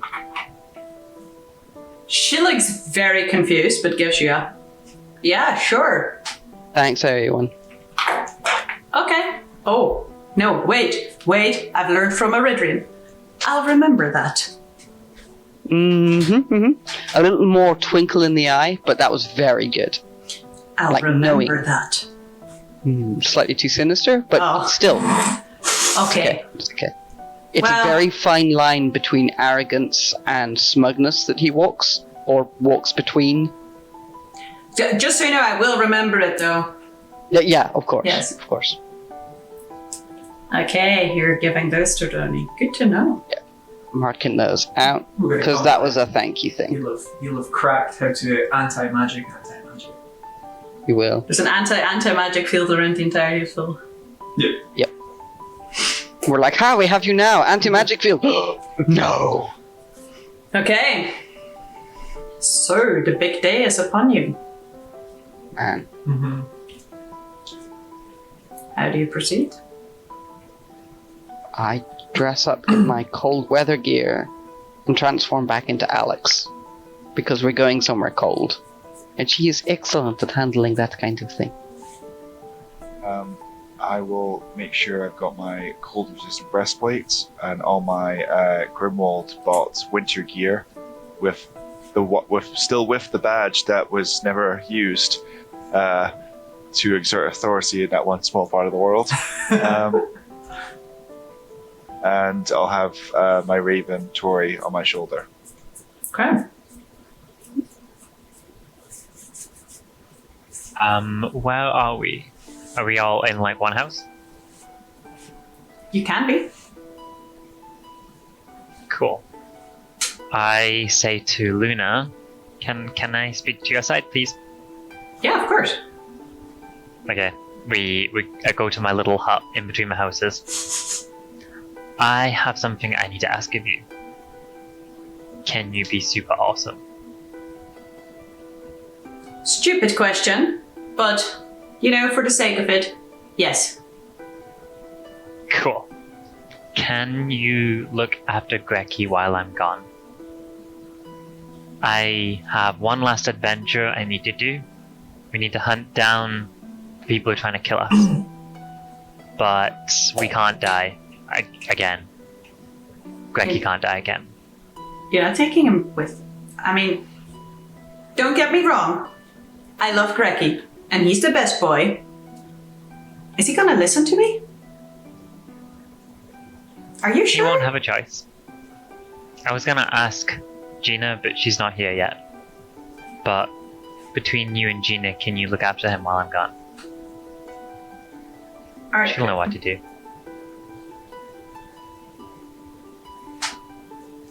You see that she's taken aback a little bit, and then she puts a hand on your arm, and as she looks at you, you can see that for all her teenage years, this girl's seen some shit. A lot more shit than teenagers should have seen. And as you're talking about this, there is a knowing in her eyes that goes far beyond the material and mortal realms. As she says,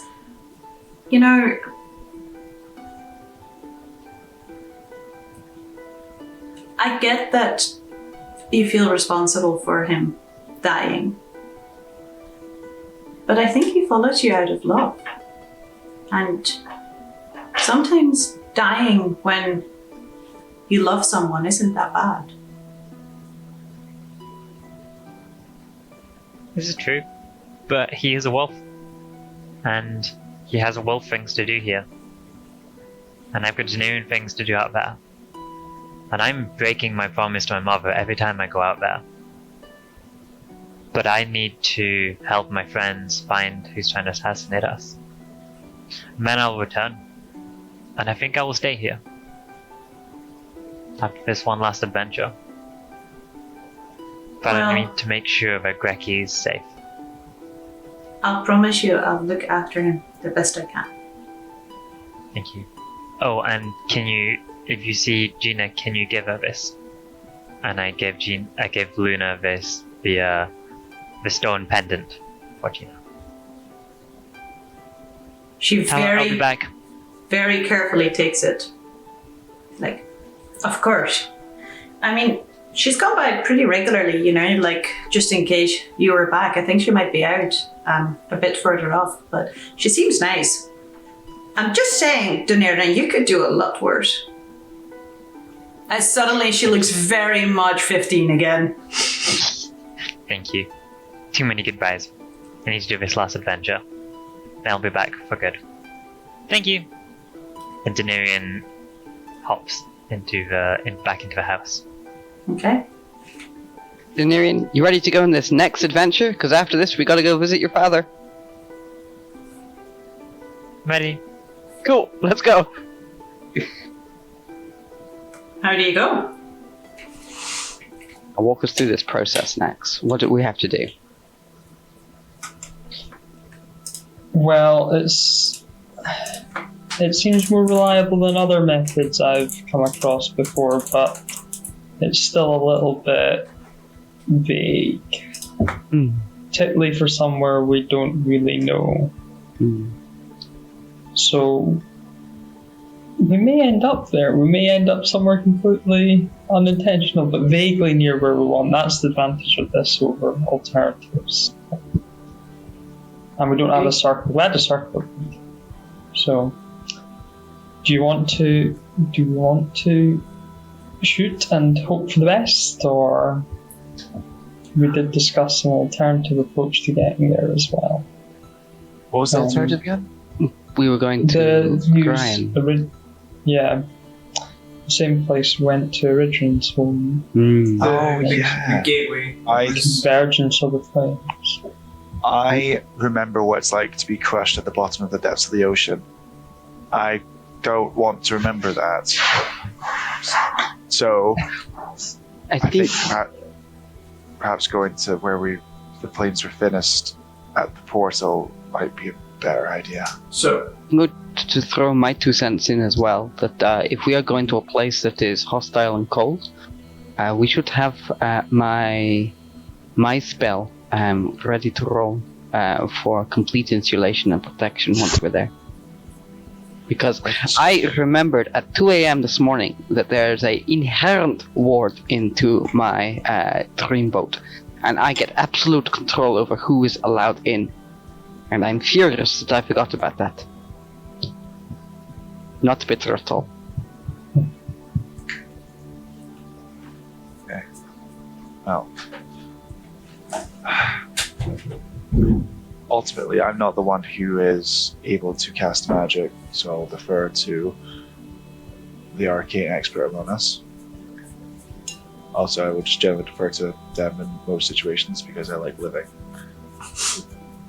Next. Does the fact that you're possibly from there give us a benefit? I know that, like, when you were teleporting, if you had something from the place that you were going to, it worked as a boon. If we use Nax as the focus for the spell. That's I mean, I feel like it's slightly less frugal than that, in that as long as we can name a destination, then we should end up vaguely near it. Okay.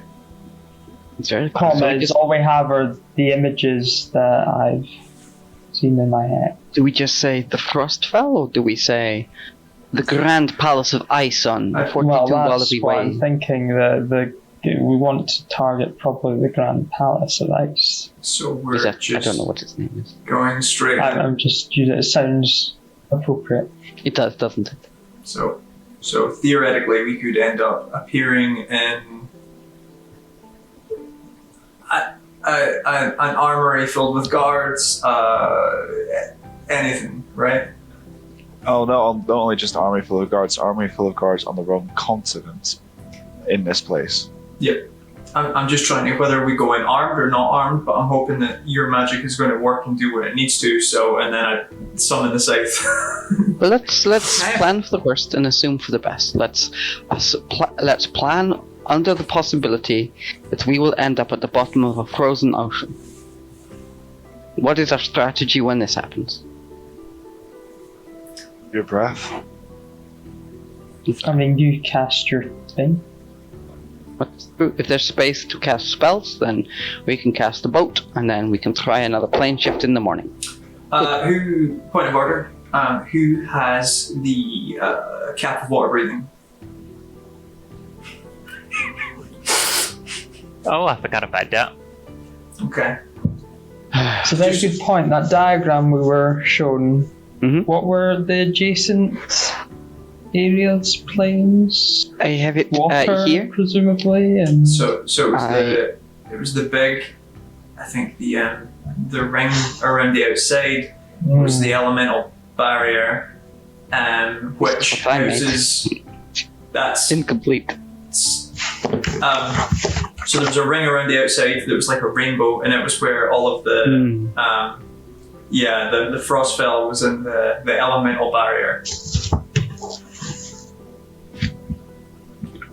So That's between, that's out beyond the Feywild and those ones. But before we get to the Astral Sea and the realms of the gods, or am I misremembering exactly how this all works? I can't remember if there was an astral sea. I think it was just the rest of the shit outside of it, right? It was just the light The dark. outside. As far as Lena was aware, the place where she wasn't allowed to go. Okay. So we're not going into the Forbidden Lands. I think that safe. I'm with you. I say we teleport circle to the city of Cyan, and then we travel there. It's not even the city of Cyan. It's just that one place that I'm sure I could probably still find some dirt from my boots on. If we really want to be specific. No, I have the runes. Let's see where. There's the portal where the one along the corridor from Andromeda. Yes. Yes. And yes. it is a few days from Cyan. Yeah. The So we can just teleport straight there. Oh no. If we teleport straight there, we using the teleport spell, we do not get the Magnificent Mansion boat. And I don't remember there being runes there. Am I mistaken? I was going to say we could call in a favor. Oh yeah? and that's the Kaniga to do it. Potentially. That's how we ended up in the fucking ocean. No. Finca just sits down and just goes. If we are teleporting there, then we should spend the night before we travel to the Frostfell. And that would need us to have non-detection for the duration of the sleep. I'm not sure we have the spell slots for that. Do we have the spell slots for 2 rounds, two sequentials? Next? So what are you planning? That you teleport or that I can teleport freely rather than to a runestone. That could get us closer to the portal, assuming we're not unlucky and misjump. Or we could use your spell, which is far more efficient than mine, but that would take us to the city of Cyan. Why not both, actually? That minimizes the risk of a misjump, right? If we're closer when we do the freeform teleport. Doesn't Nax also just have base teleport as well? No, Yeah, I use have a teleportation Right, circle. alright, I need yeah. a target for that. Mhm. But with plane shift, we can go to wherever really. So I think the idea to minimize the risks of misjumping is teleport circle to Cyan, pre-teleport to the doors between the worlds to the Feywild, because that is where things are thinnest. I forget where that information came from. And then plane shift there to the Frostfell, because... I think it was the God King's Journal. Was that what that was? Yep. It was actually, yeah. Okay. No, I'm There just. was not. It's just maybe just a cleric who just had divination on hand that day. That's okay. Was that what it was? I don't know. I didn't see you spending a week with a grid narrowing things down, so I assumed that it wasn't that. There. So are we just going from here, or are we going to there and then narrowing it down? Because I think The safest When- route is... when I asked, plane shifting wasn't on the table at the time. Hmm. So it might have been more of a, you can use this handy dandy gate that's already there and sort of like make it go to there, or Or The you other just- thing to consider with plane shift, I'll only be able to cast this once per, day effectively, is if I hold on to it, then we can use it to get out of wherever we end up. I think if we can spend non-detection spells, then we can travel on foot. We can spend, if we've got spell slots, we can spend 8 or 16 hours walking, traveling, whatever, whilst under the protection of Nax's spells. And then we can rest inside the dreamboat overnight, because as I understand the spell properly a bit better now, it should not be possible for creatures to penetrate that without my express permission. Yeah. Well, the thing is, if we plane shift, Just to reiterate, if we want to minimize the risk of free teleportation accidents, that is the best way to do it. But that gives us the longest time with the chance of being assassinated. yes. So, I plane shift. We go to the Frostfell. The portal will take us to the Frostfell, but still might not be where we need to be. This is just assuming this is how it works. This was like the vaguest hint that we could get there possibly through that. Right. This It's was worth exploring. The exact question asked, I believe, was where from is it easiest Yes. to get there? Mm. Yeah. And they were like, the gate. To me, that makes the most sense. I think my proposal is we teleport circle to the city of Cyan, we check in with Enzo whilst under the protection of Nexus spells. We travel for as long as we can whilst under the protection of those spells. We drop into the Dreamboat extra-dimensional space where we are safe. And then rinse and repeat until we get to the planar portal. Figure out how to travel to the Frostfell through that, and do it that way. That's the safest way from misjumps. If we get our timings wrong, there's the risk of being assassinated. But you could just take us right there, right now. There is a risk of me misjumping if we go straight from one continent to the other. Even I if think it's a place that you've been, and a place that you have like stuff from. I don't have a trinket. Does anyone have any of the bones of the pixies? We buried them. No, Reaver takes out a small shard of the crystal fragments that was scattered around in a Dramalix cave. From Oh. a Amlex cave to the portal. That works. That's pretty close, isn't it? It's within walking distance? Yeah, it's a day or two, I'm pretty sure. It's still, you're still having to travel. It's closer than Cyan, but you're still having to spend 1 or 2 long rests. I feel like expediting this is better than giving days of chance for whoever it is to try and get a workaround. Absolutely. Be aware that if we use that anchor to teleport, it will be a long rest before I can use the boat. So if we don't have enough non-detection spells to keep us all safe, we run the risk of being attacked. And if we just plane shift now,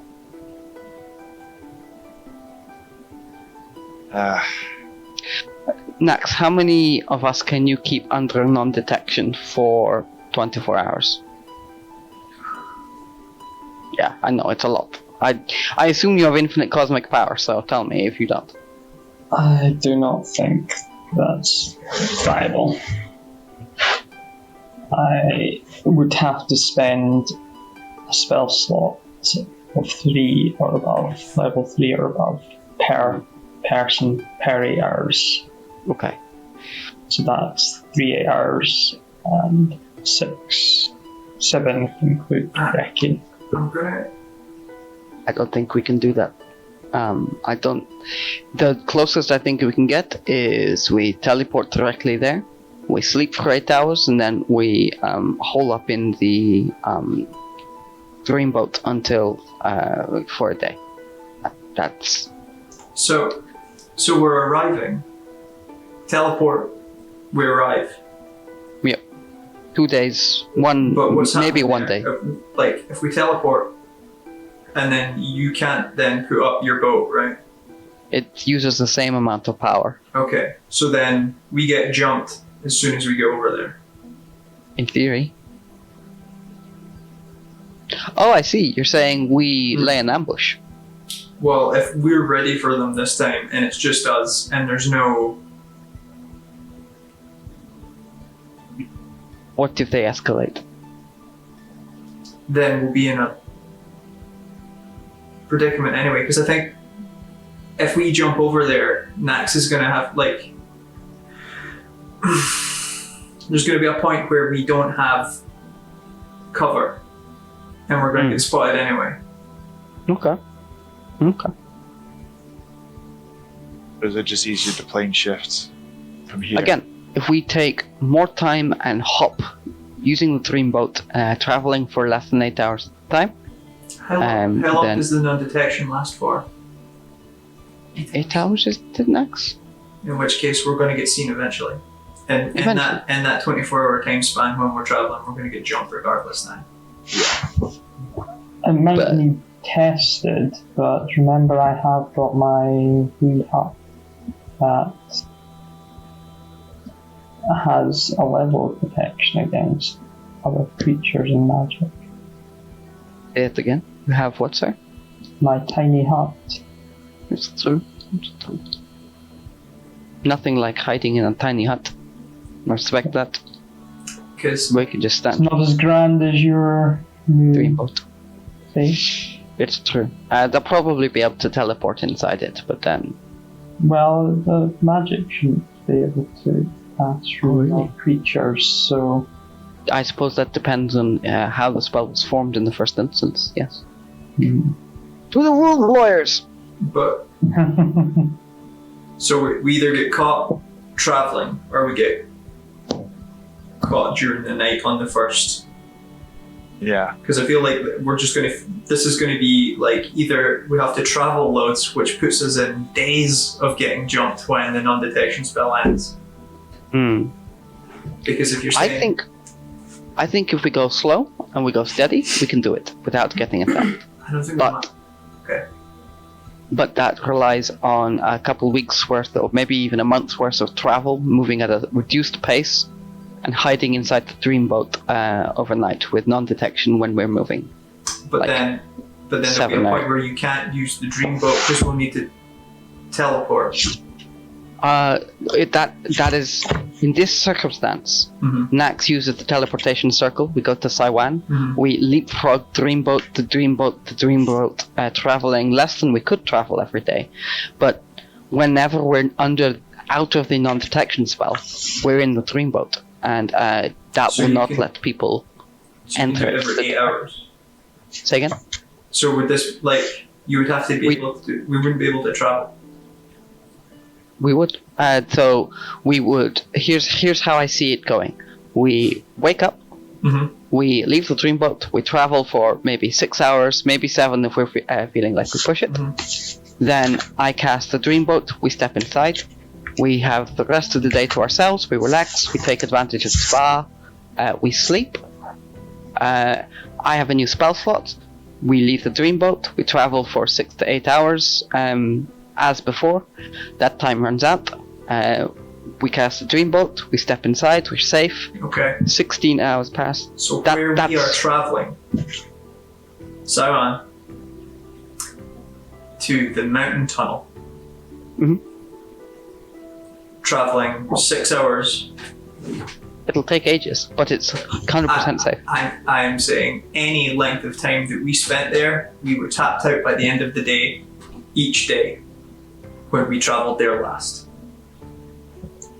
We could reduce this to a couple of days and visit a friendly plane of existence Interesting. What are you thinking? en route. A place where we... Tell me more. Glancing towards Iridium. Oh no. When you say friendly, And you say quickly, wouldn't it... Doesn't it run the risk of taking 100 years unless we have candy from a goddess? Well, outside time, yeah, but time for us. Okay. And that's the important thing here, I really. don't know, some of us have families. It's a nice idea. I'm hesitant to return to the Feywild whilst there are time-sensitive concerns. No, let me rephrase. I'm hesitant to return to the Feywild. I feel like the more time that we leave in between this, the more time there is for error, and the more time we give this other person a chance to find us, or worse, find people that we are involved with somehow. Then the fastest route is to plane shift to the Frostfell.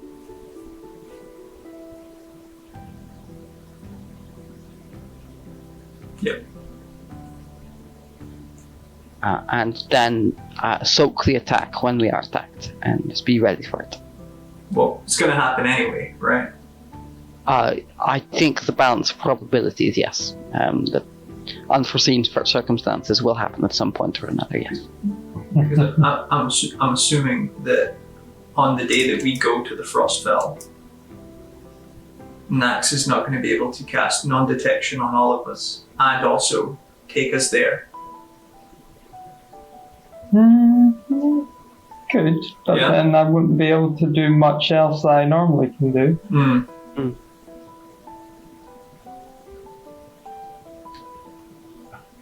I think with that, but the portal doesn't guarantee that we need to go. Portal's the thinnest part, apparently. Nothing but is. there are another 2 locations in the God King's Journal where the areas are thin. Oh, yes? One is at the bottom of the ocean. I don't think Finn wants to go there. No. Sailors have, quite a history of not wanting to be at the bottom of the ocean. Mm-hmm. That's where There's many Kraken songs about flies. But I'm pretty sure there was like a bridge mentioned somewhere up north. Wait, not north from here, but wait, is it north from here? East. East from here. Like actually up near like Abletoft and all that, right? That's an unknown.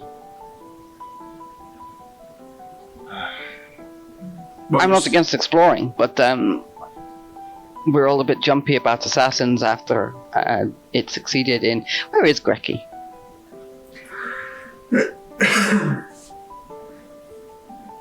Just next to me. Who's your good boy? Greggy gives it the hello. The tail starts to doing the tick tick tick tick tick.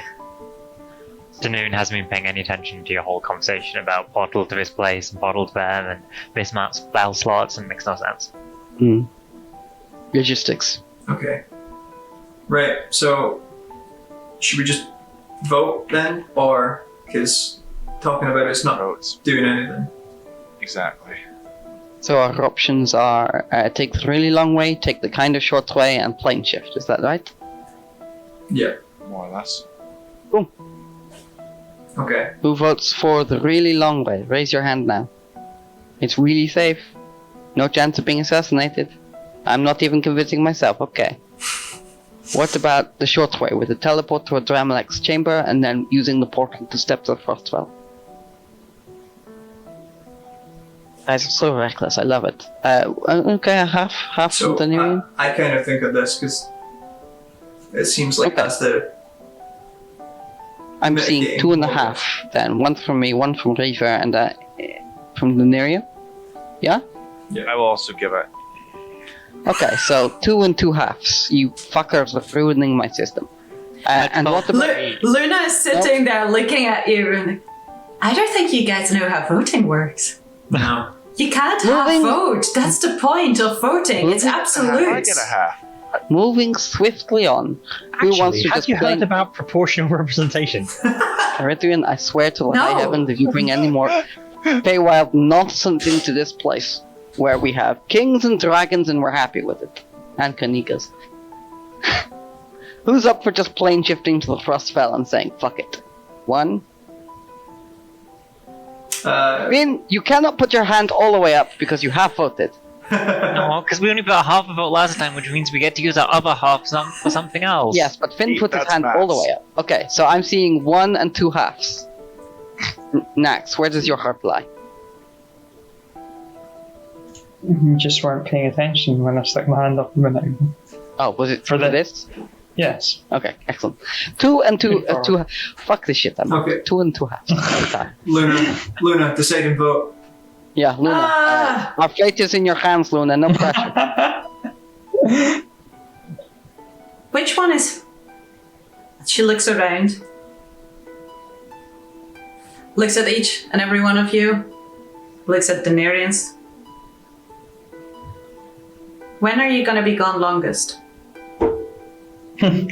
With the if we take the half long option and teleport to a Dramalek's chamber. Then take the fast option. Okay, Frostfell it is. Nax, how do we do this? How many can you take? Do I need to leave trauma behind? You know, just over there. I will, yes, but it's 10 minutes of my time that I won't get back. Who all has significant others that they're bringing with them? No. I'd like to. I like to. But Tori can also be just summoned. Yes, it takes trauma 10 minutes to summon one way or the other. In that case. And a 4th level spell slot. I can pick 8. It only takes a great axe to put it away. Sorry, 9 because I don't count as one of the 8. Oh, nice. Okay. Wait. So that's... Just remembered. And I'll summon my 2 swords to my belt first. Oh man, These creatures? if they So don't, that is that me would be plus funny 1. if you didn't jump across planes and you were like, ha You don't. Fuck. That's why I remember just. ha! Whew. That's 2, me plus trauma. Iridian is your pseudo dragon on display. No. That's 2, 3 for Iridian, 4 for Reva, 5 and 6 for Daenerys and Greki, 7 for Finn, and then we're good to go. So no. Grecky's not coming. I beg your pardon? I bring out this stick that I've been keeping for a while, and I look down to Grecky. Here is a wooden branch. It has the moon's light trapped in it, but the branch is a little bit shy. Now, and then I hold the branch and then give it to Luna. Grecky, you've got to be the bestest boy. You've got to stay here. I won't be gone for too long, and I promise I'll be back. What is happening? Why are you doing this? You see Grecky going like from you to Luna. You have to protect Luna. Daenerys, you're using your sad voice. What are you doing? Luna looks at Grecky and she's like, oh, he'll be back real short before you know it. Don't worry. And you, Reaver specifically, you can hear the tightening in her voice. She's like, how about, wait. You all better fucking come back. Noctis, you too. Gives you a quick hug. Mm-hmm. And she's like, come, Grecky, how about we take the stick outside so I don't have to be here because this is really sad. And we put on our happy voices. Come outside, follow the stick. I see Inside. Grecky kind of look at her, look at you, follows her outside, but looking over his shoulder at you. Thank you, Luna. I'd like to do a what the fuck is going on in Daenerys' head check. Or at least whatever can be Oh, is inferred. this your read emotions? Well, no, I'm not doing detect thoughts yet. I'll do detect thoughts yet if I can't pass an insight check. You can roll an Do insight you check. need a check? I mean, I'm fairly sure I understand, but Daenerys isn't answering. 22. Maybe you. I did try asking, but he wasn't responding. I think Daenerys' emotions are fairly plain on his face. Daenerys. Yes, so basically heartbreak, sadness, but also determination. Yeah. Why now? What did you why did you... Are you saying this out loud? Yeah, no, I'm asking you, tiefling adjacent to, half-elf. Like, what's going through your head right now? Too many promises have been broken. I'm I'm terribly not staying sorry. True to promises I've made to people, Which and I promise? can't let other people get hurt in the actions that I've done. I see. Apparently there's consequences to what I do. Yes. Yes, there is. Okay. And it only took me to die a couple times, and Grecky to die a couple times, me to kill Grecky. Thank you, Finn, for reminding me of that. Oh, I forgot about For me to kill Grecky, to see these consequences. But we have to go and hunt down who's trying to kill us. and I'm with you on this. Okay. This person might try and kill Greki whilst you're gone. This seems like the safest place. If Reaver trusts Luna to be here, then I trust Greki to be here. But discreet, they scryed on us. They didn't see Luna. They did see Greki. If Greki goes outside, then they will see Greki, and whoever is with Greki, and might start killing indiscriminately. If you leave Greki here, you leave everyone here. Say again? Do they have this guide on Greki? They saw. Well, I mean, they killed you and Greki, so I assume they've seen you and Greki. This is true. I think it's only a matter of, if you leave Greki separate from yourself, it's only a matter of time before Greki gets attacked. We've been attacked a lot more once I've been on these adventures. It's true. It is. This is a safe place for Greki. I disagree. Like, passionately, I do not want to see Greki get hurt. But I do not want to see the people around Greki, like Luna and perhaps Gina as well, get hurt if Greki is attacked whilst our backs are turned. It seems quite irresponsible. Have you spoken to Greki about this? Perhaps this has been settled between the two of you and I'm overstepping my boundaries as your friend, and if so, I apologize. Our communication isn't so much in words. I've seen you talk to him. Yes. I don't really like speaking to animals per se. Using words is a wrong kind of communication. Okay. But you explained it to him that you were leaving him behind for his own protection, and he was okay with that. I'm coming back as soon as possible. That's not what I said. This is true. Sometimes you have to do things that you don't want to do. Uh-huh. So, like, leaving one of your friends behind because it's the right thing to do for them, yes? That's something that someone could do that was essential to look after them, is what you're saying. That's okay. For us to... I can stay here. I'm not saying that. And you continue on your adventure. No, I think you'd be in mortal danger. We've seen you die when you wander off without us. We are strongest together. So let's go to the first battle and kill them. Yes, let's do that, and let's bring Greki here so that you don't come back to a dead dog and a dead Reaver sister. I don't know how the magic works. I know that we're going to a dangerous place. What is more important, going to a dangerous place and leaving people behind, or trusting them that they trust you? Like, we are a fucking family, Donarian, and Greki is a very strange part of that as well.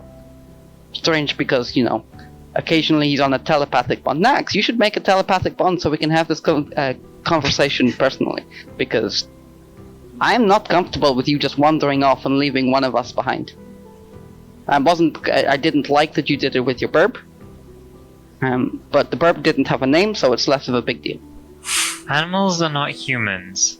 Both Greki and the bird were wild animals, and Greki is still a wild wolf. Greki is not a wild wolf. The bestest of boys. He's still a wolf. And I feel guilty for every time that he's not out there running with his fellow wolves. There's entire wolf packs on this island. He should be with them. How old is Greki now? How old is he? DM? When you got him, he was only... How long has this adventure been? Yeah, exactly. It was only a puppy. So how long has this adventure been? Oh god. Let's say for the ease of it, nearly 2 years. And is a 2-year-old wolf an adult? Capable of making their own decisions? Ish. Then why are you not letting him make his own decisions? I don't know how years work. Because his decision's not in his best interest. The decisions I've been making all the time are not in my best interest. I go off to get myself killed. Yes. But sometimes need somebody to tell me what not to do. But you are an adult, you are capable of making your own decisions, you travel with friends who protect you. True. If we left you behind for your own good, that would not be right. If we did that without consulting you, without asking you first, that would not be right. I know the reason that you have not spoken to Greki is because he would turn you down and demand to come with you. That's why you are being a coward and not speaking to him. I am being a coward, but I'm Yes. going to return as soon as possible. And That stay here. makes it... No. And I don't want my last adventure to be his last time on this earth. It's my choice to make. No, it's Greki's choice to make. That's the point here. That is not true. If you think that you are, as Greki's guardian, more empowered to make decisions for him and that he does not have the right to make his own decisions, then I will think less of you, I will accept it, and I will tease you about it for a while now. In poor taste and when you're feeling vulnerable, and you will hate it. I'm just setting expectations here. That teasing. Okay. You are a bad friend. Let's go. Wow, kick someone when they're down. I warned you literally 5 seconds ago, Donirian. I'm feeling bad already. The wrong decision, but I will not go behind You your owe back. me a good tea. No, Like you really are good correctly tea. all Like, kinds you're gonna of have good to teas. go out and like foraging and like You can't find turn some this like back on me, new Grecky. kind of tea. I understand that this is your coping mechanism as you abandon your close friend who wants to come with you because you think you know better than them, and you are invalidating their ability to make choices. I will win this fight I see, because I'm in the right, and you know it. You casting cutting words on me? I am Can I inspire absolutely. myself? Do you want to inspire yourself? I don't need to. Okay. This is I from the heart, hear your Venerian. words. Okay. Like I said, you're a bad friend. Let's go. I've said my piece. Don't abandon your friends then. Don't try and make me feel bad for doing the right thing and calling you out on your bullshit. Yeah, let's go. But also I respect your decision to stay behind after this adventure. Daenerys, Yes. if you don't come back from this, Greki won't know why you left him. Then I better come back from this. He's going to be here in this circle, waiting for you. Where we're going is pretty bleak. Just weigh your options. Because I weighed mine wrong a long time ago. And how And did it you took- fix that? A lot of making up and a friendly lich, weirdly, but I don't think you'll be as lucky. Like, it would have been a terrible time otherwise. It was a terrible time. I did a lot of terrible things. So just, Also, our friendship. I punched Sam in the arm. Right, don't flinch.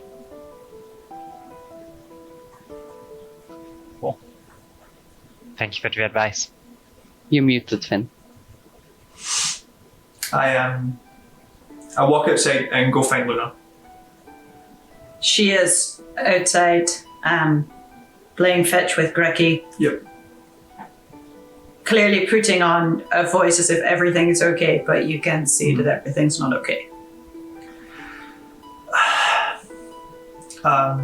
You can't leave the circle.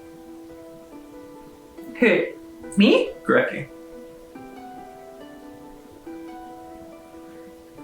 Okay. Okay. Has Daenerys ever leash trained him? No. Okay.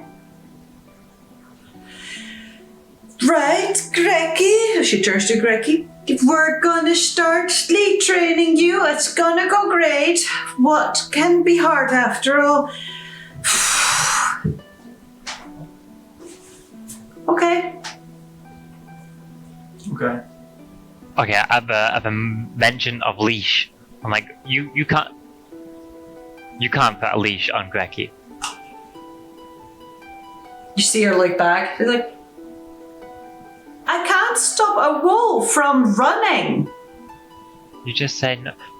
Are we sure that whoever's hunting us knows about Greggy? Yes, because they killed you and Greggy yesterday. Day before? Time. But maybe they were just tracking me and not Greggy. So, Oh, maybe they were just tracking Nax as well. Or can you scry on a wolf? so, Yes. You have to scry on individual people. so when they were looking at Nax, they saw me enough that they could then scry on me afterwards. They've been scrying on us this whole time. Huh? Like, Well, that decides it. Greggy's coming. thank fucking fuck for that. You see Luna do a turtle.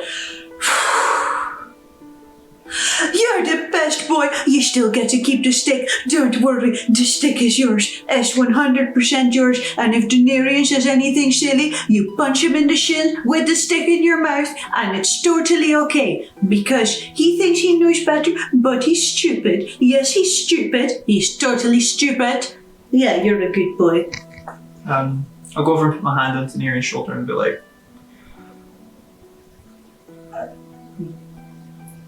I'll go before you do. I'll make sure you come back. Thanks. Let's go kill them. Yeah, Absolutely. One of us has to have a happy ever after, and I'll be damned if it's me before you. Let's fucking go. Okay, let's click our heels. There's no place like the Frostfell. There's no place like the Frostfell. Don't There's do no that. place Don't like do the that. Frostfell. No. No? Oh. that put people in loads of different places the last time. You know what? I'm fairly certain we should end up in the same place. Whether it's the place we intended or not, that's a different matter. Okay. Shocked to find myself agreeing with you, Nax, that you're right. It is most important that we're together. As Luna gets up from like kneeling and petting Greggy, she taps him on the head. She's like, don't worry, I'll protect you a little bit. And she can add 5 temporary HP to Greggy's health. Aid. Luna's the best. Can I also just quickly, before, well, next, let me know when you're about to jump. Because, No.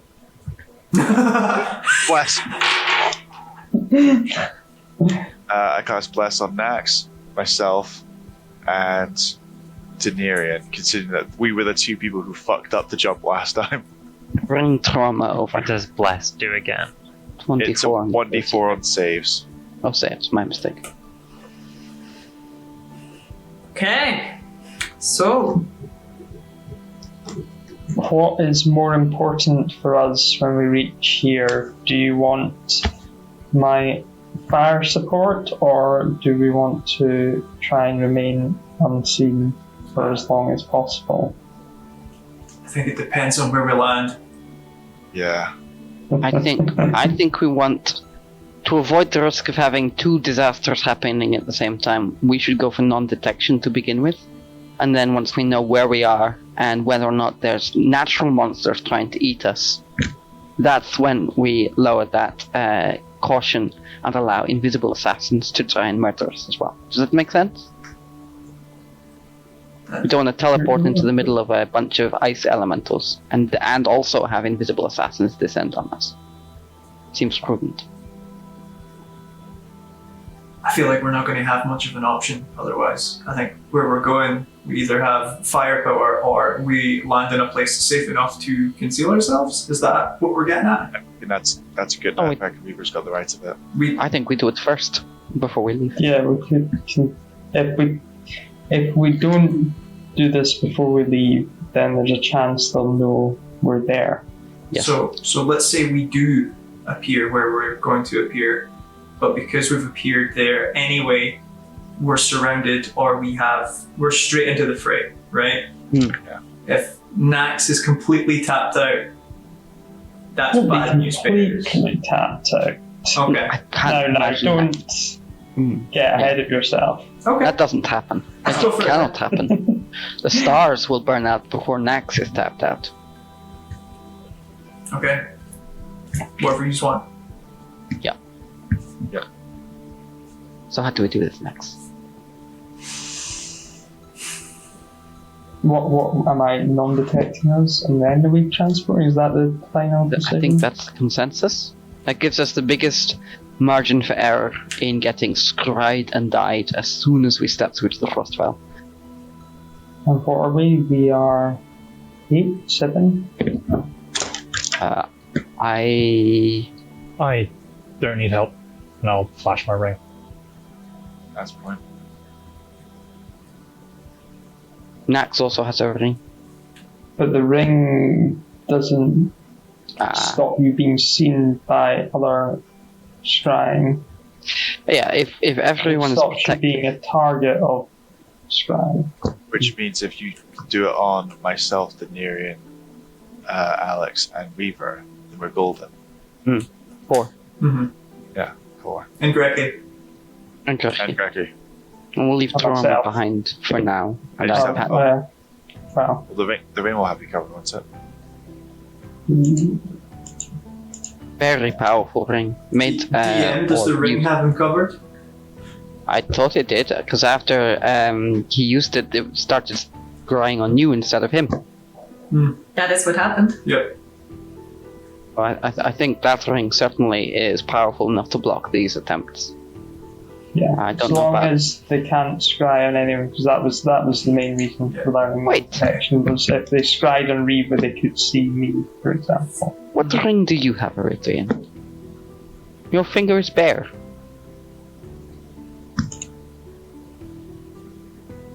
That I'm fine. Uh-huh. But you point...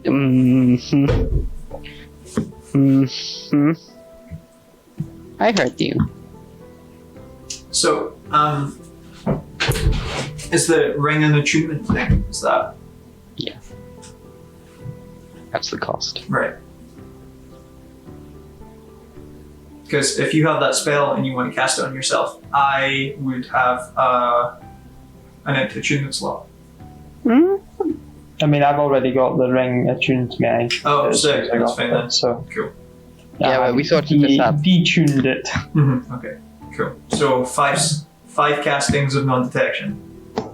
Well, that's not as bad as I thought it would be then. We're actually not completely screwed. Okay, That's cool. fine. Let's do that then. No, sorry. Maybe.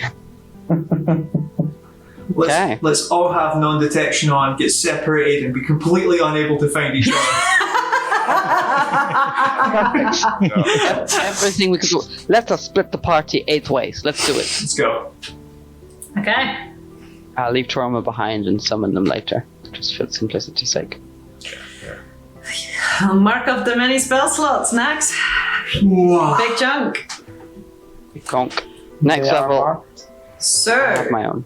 in terms of plane shift, I am going to treat it somewhat like a teleport, as in I'm following the spell's description. But how close to your intended destination you arrive will depend on a roll made by you, Nax. So once you are ready, Okay, everyone, hold hands. Who gets to hold my hand? It's very important. Is there to know. anything we can do to boost this roll, or is it just like a spell roll specific? Guidance! I inspire! I've blessed him. That's Bless a saving roll, isn't though? yeah. None of these spells Oh, affect if you I- one I was going to say, if you want to inspire him, I'll let you add the Yeah. inspiration to it. Yeah. Oh my god. Ability on Nax. Nax. If anyone can step between the worlds in an instant to arrive as a terrifying force of destruction on someone's doorstep without not warning, it is undoubtedly you. Knock him dead. 1d10. So, what is the roll for? So, first, what is your intended destination? Where, do you want to appear in their bathtub, on their doorstep, a few hundred feet away? Bathtub. Do I recall that some of these pictures we saw in the maze were of this place? There were- familiar, and they resonate with what I've seen in visions. They to your memory, what you saw in the maze, what you saw in the pictures, to you that resonates to you as a big throne room. Okay. So we could go for the throne room, which is probably the clearest vision I have. Now, how often do scary ice lords use their throne rooms? We're about to find out. This music And is also not... bear in mind that there's a chance we're not going to end up there anyway, so, you know. Okay. But at least this should get us near that and not in, you know, like, I don't know, an Oh, iceberg. the Fell Frost? I thought we were going to the Frost Fell. Easy mistake like, to make. Like if we were aiming for outside the castle and it turned out outside the castle there's just like sheer cliff face, we'd be like, ah. Yeah, but equally we could aim outside the castle and end up inside the castle. Oh, okay. Fuck. Aim for the centre of the target and then that gives us a bit more, you know. Yeah, Okay. we're definitely going to end up in the bathroom, right? It's gonna. We'll cast Enhanced Ability on Nax as well. Okay. Can I have a D100 roll from you next? You can add the inspiration die to it. And I So will D10, take... yeah. so D10 twice. I will take No. into account your familiarity, the destination, etc.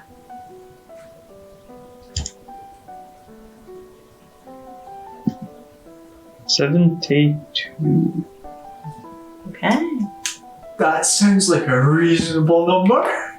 Yeah, I know. But who knows with D100s? It could be anything. Not extremely high, it's not terribly low, it's not below 50. With a 72, you will all hold hands. Yay. Human contact. Succeeded in that. Great.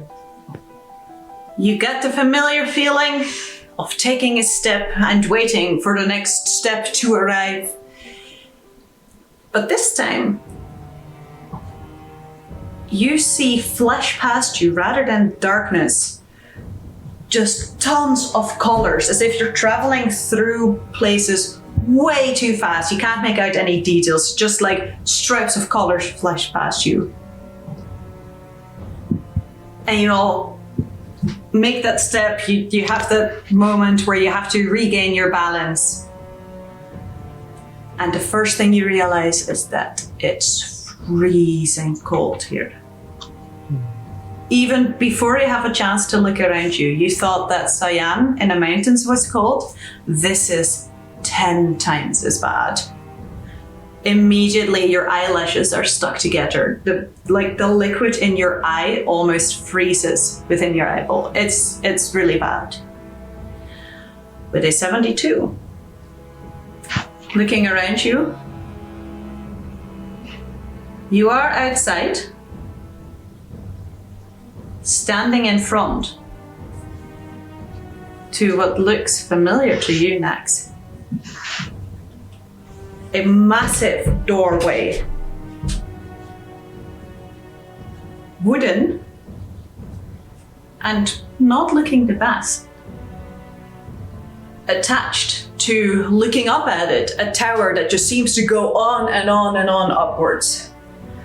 Of this tall white building. And as you take a step back to look at it better, you see that this building consists of several towers of this white stone ice amalgamation. However, most of them appear to be either collapsed or broken, and you can see that the white is not a pure white, but rather it seems like marked by wear and tear. Since you were standing in a circle holding hands, those of you who are standing with your back towards this palace, looking in front of you, you see a massive valley, snow-covered, white, blindingly so. There are houses there. And on the other side, where the valley slopes upward, there are more houses. And you see bits of smoke, plumes coming out of them. Some of them appear to have lights on. You appear to have made it to your destination. Oh, it's so cold. I seem to let the place go a little bit since I've been gone. Where's the bath? A bit warmer than I was expecting. Oh, where's the bath? So, Maybe it's because it wasn't a Fey-based teleportation, but a different style. even those of you with cold resistance, you become I soon see. aware that if you don't find a place of warmth or something to heat yourself up by, this will still be incredibly draining. The tears in your eyes aren't immediately freezing, but it's really, really cold. This is, you throw your boiling water out of the window, your spaghetti freezes mid-air kind of cold. The spaghetti. Are there any like snow mounds or drifts nearby? Plenty, yes. Cool. I'm going to usher everyone over next to the nearest drift that's kind of out of the way of anything that looks like it's a main thorough through. And I'm going to cast a kind of my dome in a kind of opaque whiteness, so it looks like it's part of the thing. Part of And the... I'll make it, not too cold for everyone. Nice, very While we good work idea. out what we're going to be doing Uh-huh. next. And even making the dome a little bit cooler to maybe stay, a bit more acclimatized, it still feels hot compared to outside. Even being there for, the time that it takes you to cast your domes, all of you can feel the tips of your fingers are tingling. It's like grabbing snow with your bare hands and then immediately holding your hands under a hot running tap. It's... Oh. Yeah, exactly. It's quite extreme. And while you're casting the spell next, you notice that there's a pathway from this palace leading towards the town, but it is definitely stood a little bit away from it. So you don't think you'll be in anyone's immediate eye line. And for that matter, you do not see, other than the plumes of smoke in the distance, you do not see anything move. Was anyone else expecting like guards or like a full standing castle? I was expecting just instant death and for or something. Just I don't know. But think about it. A downer. If this was the place where Nax is, because didn't Nax in your history wasn't there an overthrowing of some great power or something as core to your story? I seem to remember that. You overthrew an ice god or something. And then you needed more power and destroyed lots of places. Who cares about that? Am I misremembering that? That sounds like a pop story version. Yeah. I mean, that's the best kind of story, that, in my opinion. Marissa's giving me the hand wave, so I'm kind of right.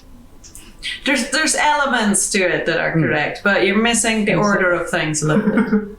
Perfect. Even better. I love it when that Like happens. flourished as well.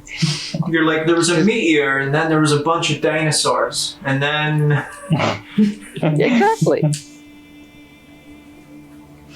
Exactly. So, do we think this castle over here is abandoned, or... Let me find out. Oh, Because I've got locate creature. oh no. Are you going to locate invisible assassins? I can locate the motherfucker I scried on. Hey! That'll teach them. oh shit. Don't. Oh, feels good to be a cleric. What's the range in that spell? What is 1,000 the feet. Okay. How far away is this castle? I don't know. You arrive more or less in front of the front door, so And you described feet. towers that Meters. spanned into the clouds, which... Yes. 300 and a bit meters? I don't have my feet to meter conversion at hand. I think it's about 500. about 2 feet. But I may have or may not have a map of the place, so I do know how many feet there are. Amazing. It's 300 meters essentially. Do they get a save? I will check with that. I don't think they do. Okay. You're not going to be like white tiefling, and Nax is like, Describe the creature, sense the direction of creature's location as long as the creature's in 1,000 feet. If the creature's moving, you know the direction of the movement. So long as you've seen a creature known to you or the nearest creature's kind, such as a human or unicorn, so long as you've seen the creature at least once. If you've seen them at least once. Yeah. Because you've scribed on them, so yeah. The spell cannot locate a creature of running water at least 10 feet wide, blocks a direct path between you and the creature. What? That's very specific. Very vampiric. Yeah, I forgot. That's by the way, actually. Well, guess it's your lucky day because there's no fucking running water here. No, there is not. Well, is snow not water? No, it's snow. No, it's solid. Okay. It's also not running. Yeah. It's flying. If It's there was falling. an ice elemental jogging. So, you take the moment to cast Locate Creature, and you realize that they are more or less in a straight line from you inside the building.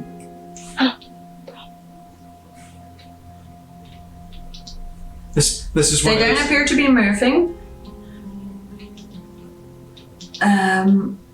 I don't think you get to know exactly how far they are from you.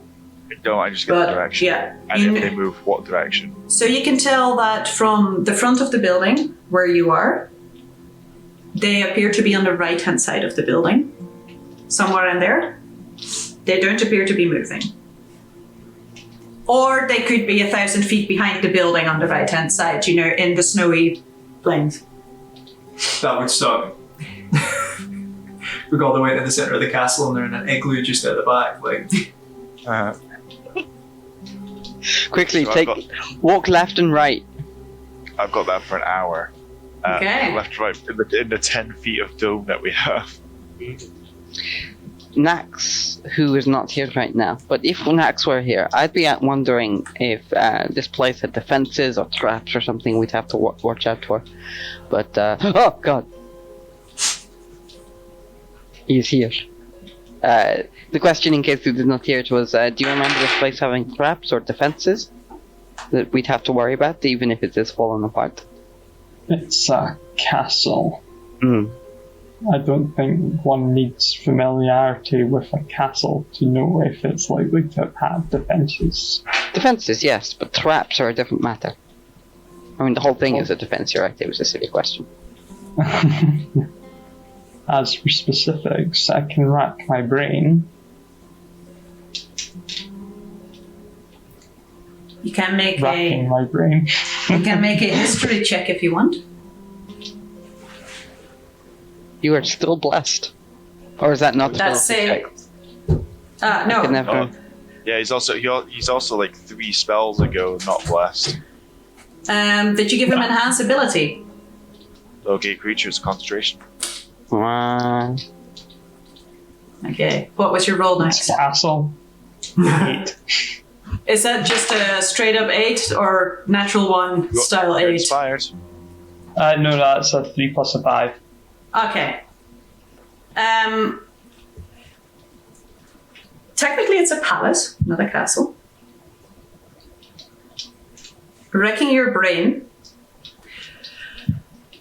I mean, it is part of your past and it might be fuzzy, but you do remember some tidbits. You've got memories of individual rooms and you're pretty sure that, if you were to walk in there, you'd be like, oh yeah, I remember this room. But how exactly they are connected, all of that, it's fuzzy and jumbled. this is where we kept the ice hydra. Exactly. You do remember that when you resided here, it was busy. So, in terms of traps, it'd be like putting a trap down in the main thoroughfare. It's maybe not the most practical thing. That being said, that's when you lived here and things have obviously changed a bit since then.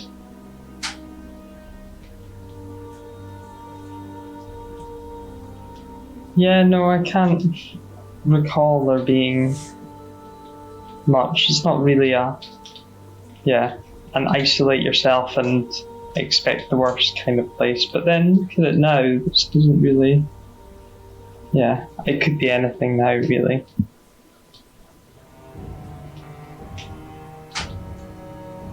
So, what is your plan of action? Onwards. Let's not hang about. Do we just Well, go? what direction did you say they were? We could just, Straight line. bosh our way straight in there. Hope for the best. I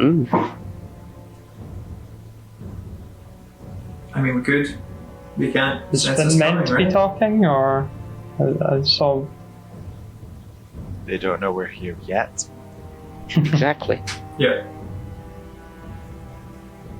So I reckon proceed with some stealth. We'll see how long that lasts us.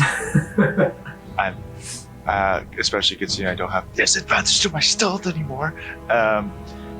So we'll go as far as we can. And then get ready to just kind of let all hell loose when that fails. But if he's anticipating us being on the material plane, what defenses would he have against us coming to him now? Not necessarily defenses against specifically us. We might have many other enemies. Defenses against generic person who wants to do us harm. Okay. Well, I still reckon we should proceed in, but cautiously. I believe, Richard, you're probably the most proficient in finding traps and or maiming devices. Possible. I was also going to suggest, would we want a disguise of some sort? I can cast an illusion over all of us at the same time. Ooh, make us look like mom. I mean, there are houses here. There must be natives, right? What do they look like? And I look like a snow leopard. You might look like cats. It's Or me. only an illusion. Oh, okay. Well, then my disguise is better than yours. Yes, but I can target any number of people I choose. It's true. I just needed you to know that, because I'm insecure. Do we want to check what's inside first to see if the castle is as desolate as it appears? Yeah, Because if you that's their recon. We have Shall less than we 8 hours. set up our link anyway, so we Oh, can? that's a great idea. does the link work across planes? No. No. The link. Or Why is it- Telepathic telepathic does link not. doesn't link across planes. No, that place where we Why- can share funny brain images with each other. Because I've got an idea to clear away some doubt of us going in. Intrigued. I could go check ahead of time. Just to see what's coming up in the most recent sense. I don't follow. I can take a few more steps towards my patron and shift through pretty much anything for a spell. Wait, you can walk through walls? Is that what you're saying? For the most part. Oh my god, you're terrifying. It would be a trip in and a trip back out, but just a quick look to make sure What about 1 inch of lead? Can you go, or 1 millimeter of lead? Can you go whatever's through? there. Yes. anything. Wow, that's amazing. And About 2 millimeters of lead. yeah, Quite possibly. Honestly, I haven't My- tested. I've tested this once, maybe. oh, what? And you just had to sacrifice your life and several hundred others to balance the scales in order to achieve such power. I mean, you've known me for a while now, yeah. Yeah, okay. I shall make some pamphlets. But I was thinking I could go in and check quickly. Just the first kind of to see which way we're going in for a plan of attack. If we want to go in through the front door and make sure that the front door isn't surrounded by terrible things. Excellent. Yes, that seems like a good scout recon. Can you be invisible whilst this happens? Yes. Amazing. Then I can cast invisibility on you, I think. No. I won't be seen. That's... As in, like, when I'm doing this, I can't be seen. Okay, so, Jesus. I reiterate my statement about you being fucking terrifying. Go ahead. We shall, play rock, paper, scissors. I'll be right back. Alright. Then. Do the bond first. I don't think it will work. I think it will cut off as soon as I do this. Oh, that, I see what you mean. Okay, very cool. Okay. Where do we want to go first? Is there a point that we want to try an entry that isn't the front door, or? I mean, briefly looking at... I'll tell you what, I'll look at the parapets with my... Oh wait, the spyglass is still destroyed. I like to think every now and again you take it out and go, oh, it's still broken. No, it doesn't, because I've got the pieces. Oh, okay. Or at least I had the pieces. What I say, how about we have a quick... Can I take a look at the parapets and Yes. around to see if there's any general activity? I'll just do this. Roll me a perception check, please. Okay.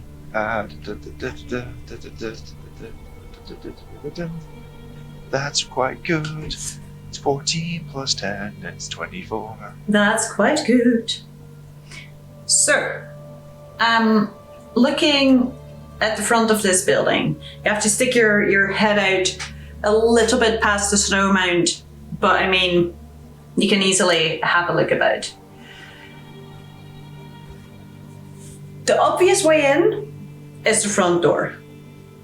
However, looking at the state of the walls, you can see that there are several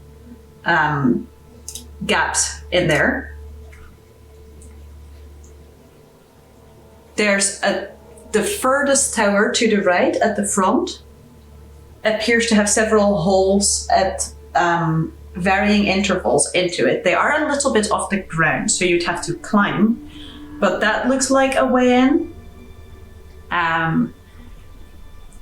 You reckon that if you had the ability to, maybe you not specifically, but you know some party members can fly. Looking at the top of some towers, they're clearly broken. You think that if you were to be able to get to the top of that, depending on how filled the inside of a tower is with rubble, you might be able to enter through that way. In the additional other parts of the building, you don't see any windows or anything like that. So in terms of, standard entryways, conventional entryways, the front door is your only option, but there is definitely, you think, you could either climb all the way up and over. In several places, you could try and climb halfway up the tower that is to the furthest right and enter through one of the holes in the wall. I relay that information to the team. Okay, so front door and towers. How far are the towers? From where you are?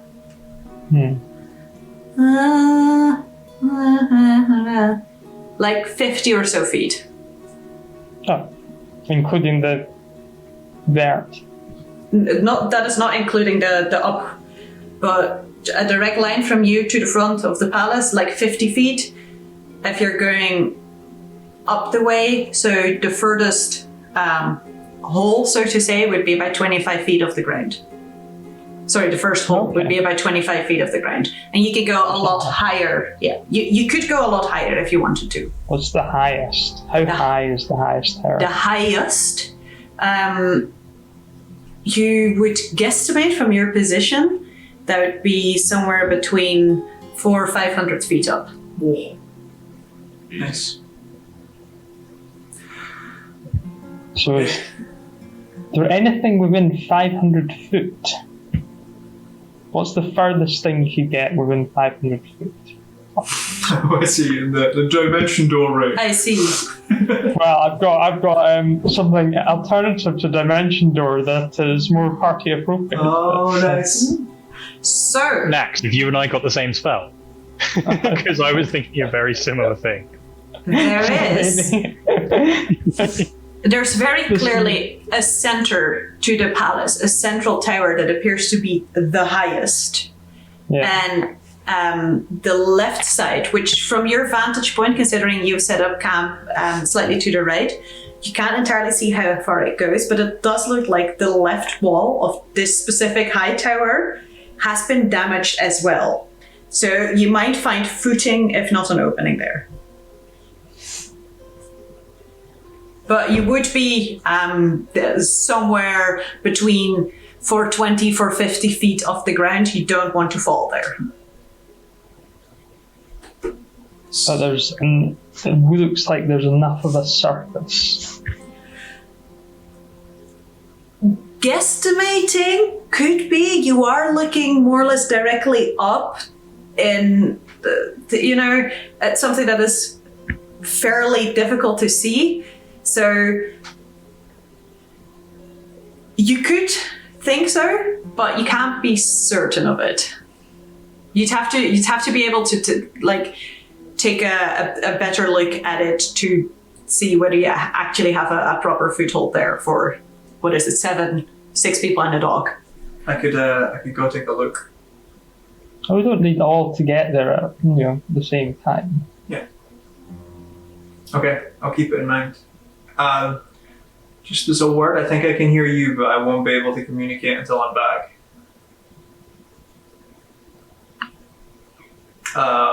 Try not to panic. And I place my hand on my chest, and the black flame cowl erupts and surrounds, and then continues to surround, so it covers Reaver entirely.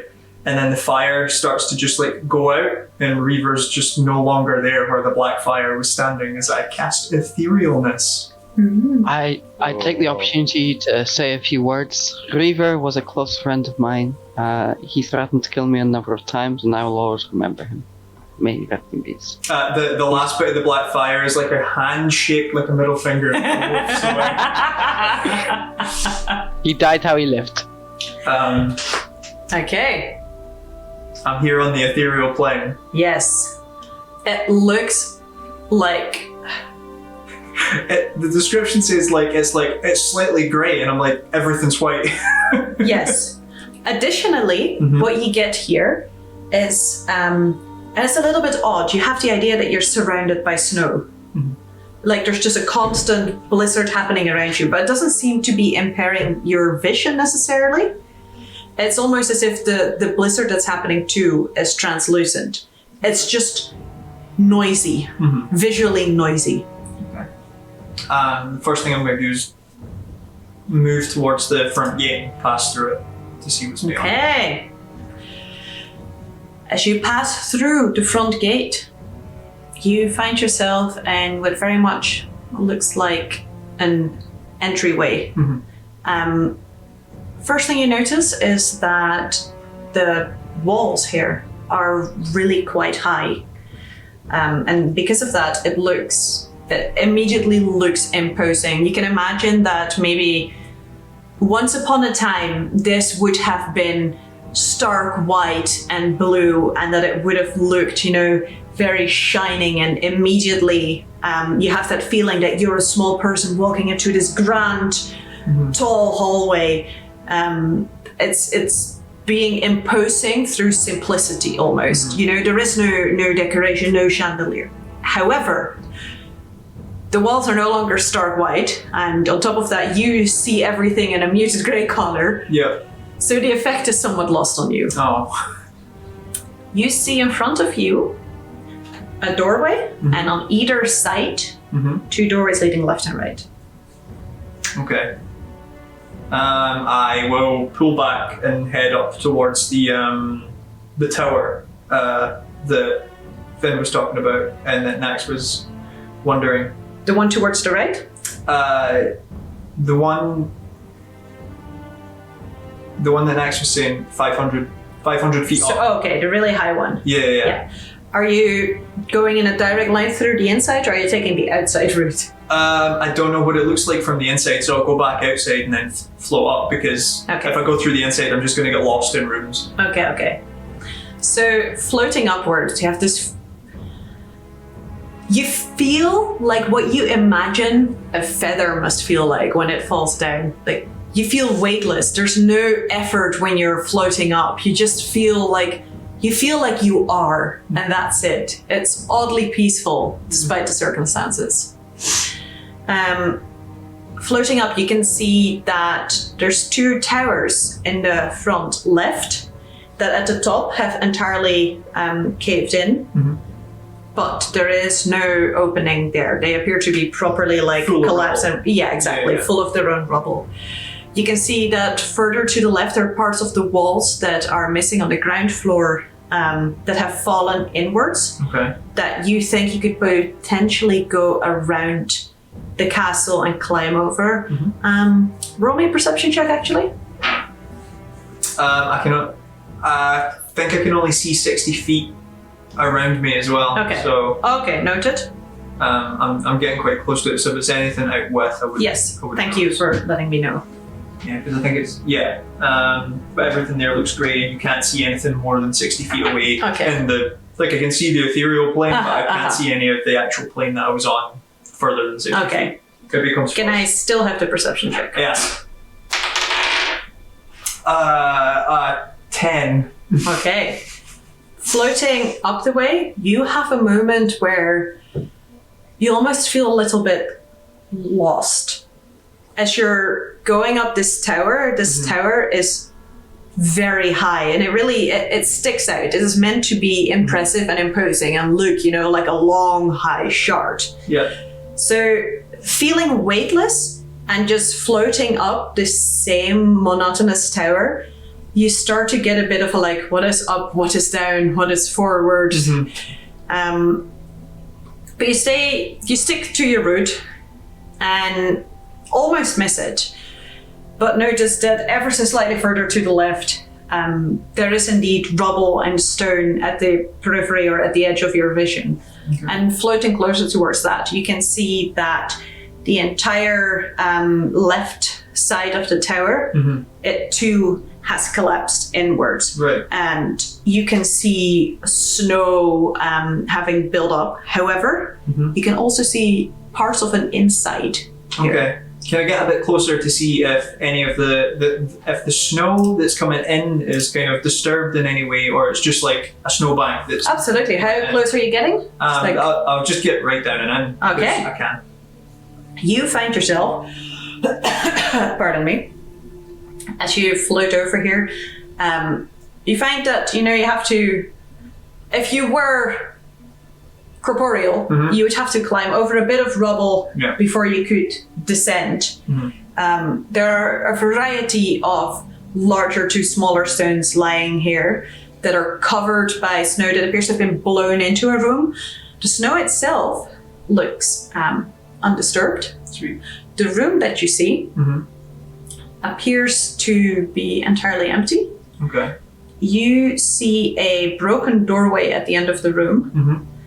And behind that, oddly enough, you see what looks like just a room with no floor. Can I put my head through just to look down? Yes. See? So entering further into the room, you also notice as you're continuing, there are what look like display cases where you're walking to the left and right. Are you taking a look as well as those? Or are you just no. This is purely... I'm not loot hunting, I'm route hunting. So as you're walking forwards, you see that this room quite abruptly stops. It's almost as if there maybe would have been a little bit more floor to it, but it's just broken off. Okay. And you see a room without floor that goes all the way down. Okay. No ladder, no nothing. Just an empty tower room. So it looks like the tower just, for 60 feet just goes down into nothing. Not just 60 feet. This is... Well, I can only see 60 feet is what I mean. Well, It just looks as though it goes down and there's like a small room at the top and everything's just gone. Yep. Okay. There's no other doors coming out from this part. Okay. I will move to face from the break or the hole in the wall. Mm-hmm. And what I'll do is I will turn to face the area that I know is where the kind of party is. Mm-hmm. Sort of right myself that way, and then I'll just like descend down the tower. Directly down? Directly down. Okay, so sorry, just to make sure that So I put you in the right room, not in a diagonal line, just straight I'm inside down. the tower, facing where the party is, and then I'm going to go straight down. Yeah. Okay, I'm gonna. Okay, as you go straight down, you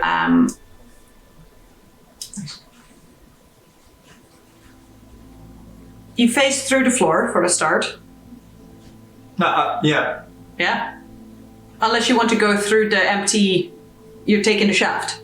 Yeah. As in, like, does the shaft go straight down the center of the tower? Oh, okay. No, it's not in the middle. It is at the edge.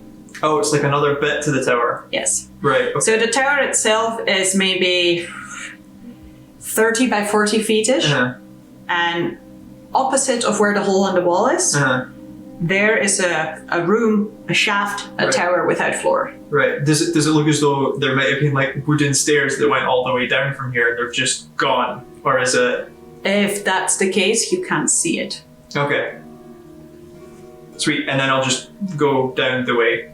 That seems the only route down if you were trying to get down from this room, Yes. right? Okay, yeah. I'll go down that way. Okay, going down,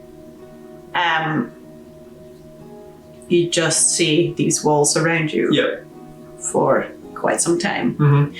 Before you descend downwards on what looks like the remnants of some form of maybe mosaic, or there was something here on the floor once. It is no more. Okay. But there is a floor to this. Right. And there is a door outwards. Okay. I'm going to poke my head through the door. Okay. Poking your head through the door, you find yourself in a hallway. To your almost immediate left, there's another door. To your right, the hallway continues. Okay. Great. This is a weird way to get in. To your right, you realize that's the direction that the party would be. Okay. Cool. In which case, I will go up a bit and then head back to the party. Okay. Yeah. And sort of like an upward angle rather than going straight through everything, because I don't want to bump into whatever it is, just in case.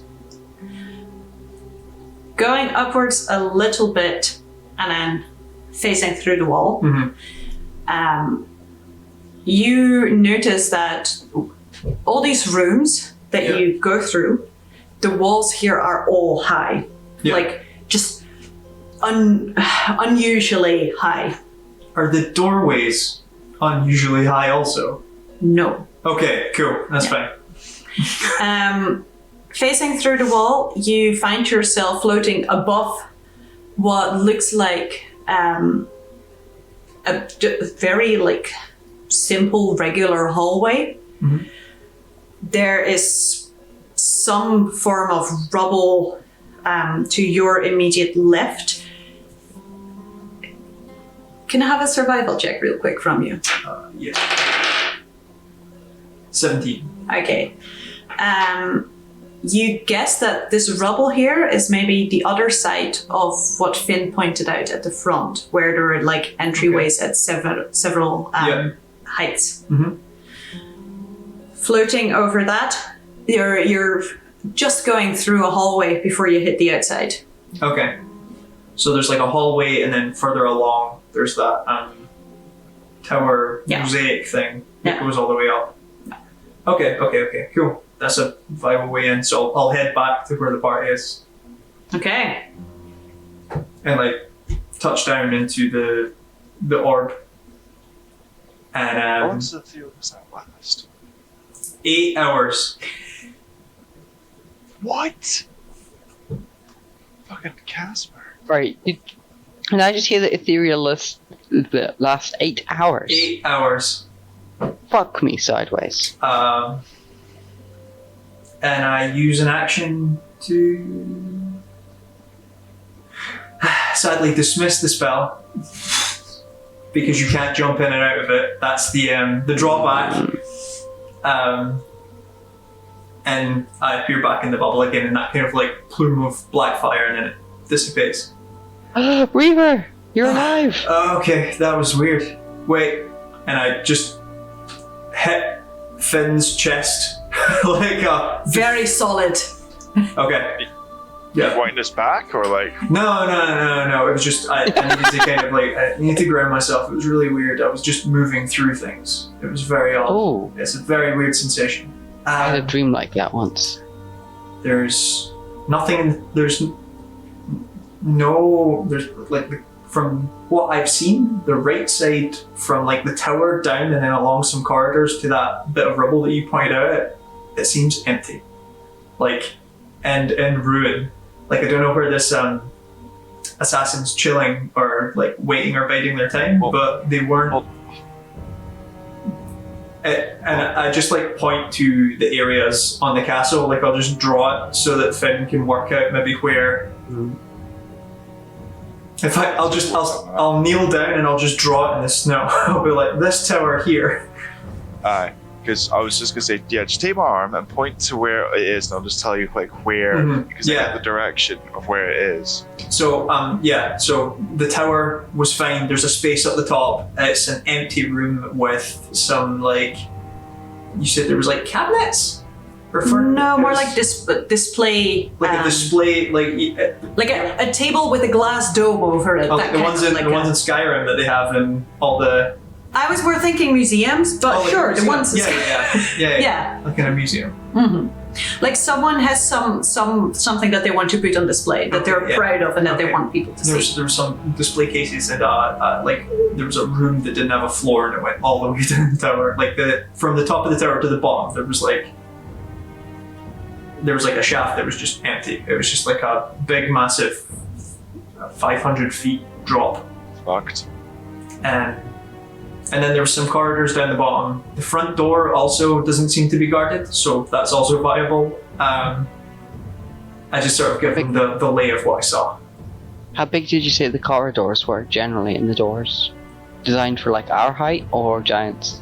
Oh, check this, because the walls are like super huge. Like the ceiling's really high, doors regular size. I thought the same. I went to the same kind of. I was like, and any sign of life at all? No, not that I seen at all.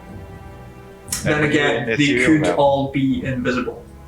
That's what I was gonna say. When you're in the ethereal realm, could you see other things or like? No. Well, nothing that I saw. Nothing was there on the same area. Because are the assassins in the ethereal realm? No, this is also I'm trying to remember. They were just invisible. They were just here but invisible. So I see. Yeah. Okay. Whereas the area I was is somewhere kind of in between the planes. So it's right. Which is freaky, by the way. It's like heavy snowing there. So strange. I mean, who here can see invisible things? Weaver. Me and Daenerys, right? Oh, that's true. My eyes can aggressively make invisible. We never experimented to find out if I pretended to be someone like you, I could also have eyes beyond eyes. I think that's just Daenerys. You pretended to be like me. Oh. Shape changed. I can see through walls. Oh. That's a handy little tip, though. Yeah. You've not always been able to do that, have you? It must feel nicer. Yep. Oh. It's probably nicer than putting your entire face through a wall. It took me a couple of goes to get the confidence to do it. Putting your hand through makes it easier, but I can see about weirdly unpleasant. But yeah, as far as it seems, it doesn't look like there's anyone home. Really. I guess we stealth in it. I think it's probably the best course. Let's do it. If we were going to go from that tower, we've got to deal with a very big drop from the top. But at the same time, that tower seems far enough away from everything that I don't think we'll get bothered there if we start there. Well, if as we move in, I can say like, okay, I can get a better idea of where in the castle he is. Do you think I could bring trauma in, or? Are you asking about bringing your flamboyant horse I don't think on a that's stealth mission? That's not a good idea unless you can turn trauma into some sort of soft horse. Let me check. Soft horse. So, Finn, just for your reference, the opening to that high tower is to the left of where your line is. Okay. But how far to the left? Like a little bit or a lot? At a guesstimate, like 50, 60 feet-ish. Okay. I kind of like, oh. And does it point to just a random point in the sky, or? So the hole that... Your line is directly and, well, ahead of you. I don't know if you get altitude level with this. That's yeah, I can make trauma as stealthy as I am. When trauma takes the form of the antlered lion, then the padded feet are as stealthy as my own boots. It just is the direction. It's still an additional check, though, thus doubling your chance of getting a low number of being, like, tripping over. Yeah. Plus, 2 extra feet, so... Wings. Like, I'm mostly thinking about the big fuck off drop. Sorry, what did you say, Reaver?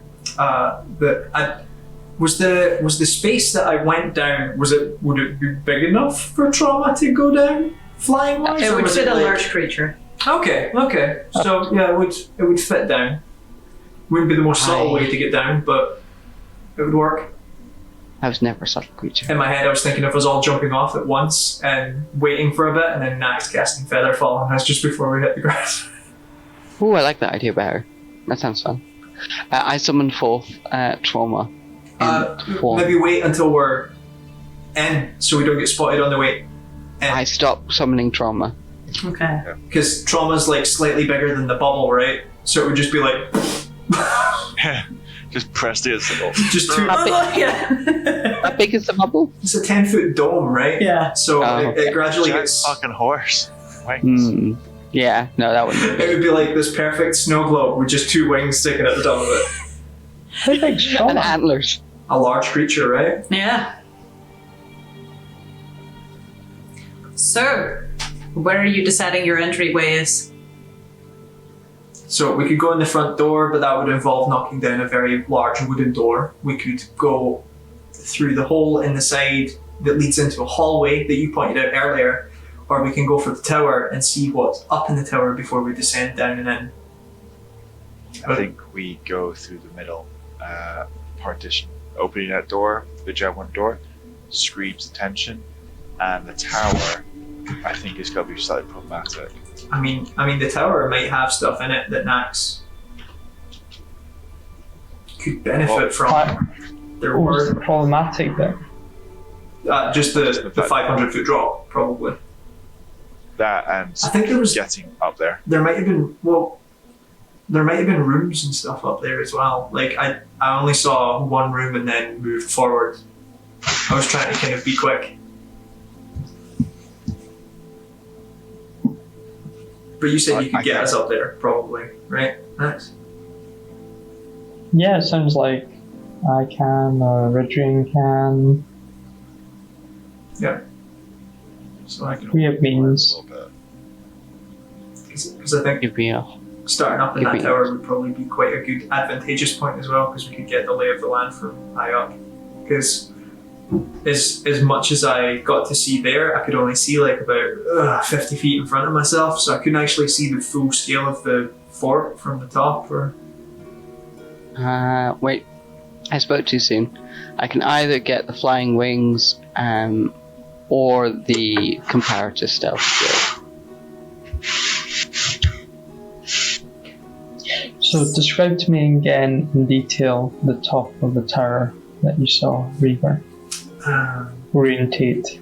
yeah, I described in detail the way that it kind of all caves in, the little nice snow slope that goes into it, and then I described the room as well because I'm not sure how the spell works. So I'm like, and the room looks like this, and the doorway is here, and there's 2 things to either side, and it was mostly snow covered, and the way that the angle comes in from the wall, you might have to like, if you were just coming in from outside, you would have to like sort of move through some rubble, but if you're like a foot in front of that, you should be okay.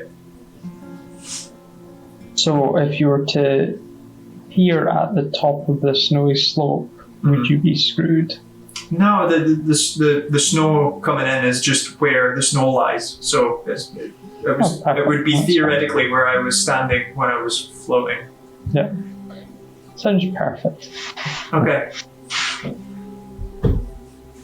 So is that our... Imogen, do you want to do the honours, or shall I? I feel like you have more resources to expend than I do. That's cool. I've just non-detected you all and teleported us all. It's fine. I think we owe Nax something. Yeah. I can... Nax, if pressed, how many spells could you cast without resting? That is a personal question. This is quite personal. Context don't count. Indeed, no. Are we talking over the course of like 24 hours or like? No, left. Without resting. Without resting.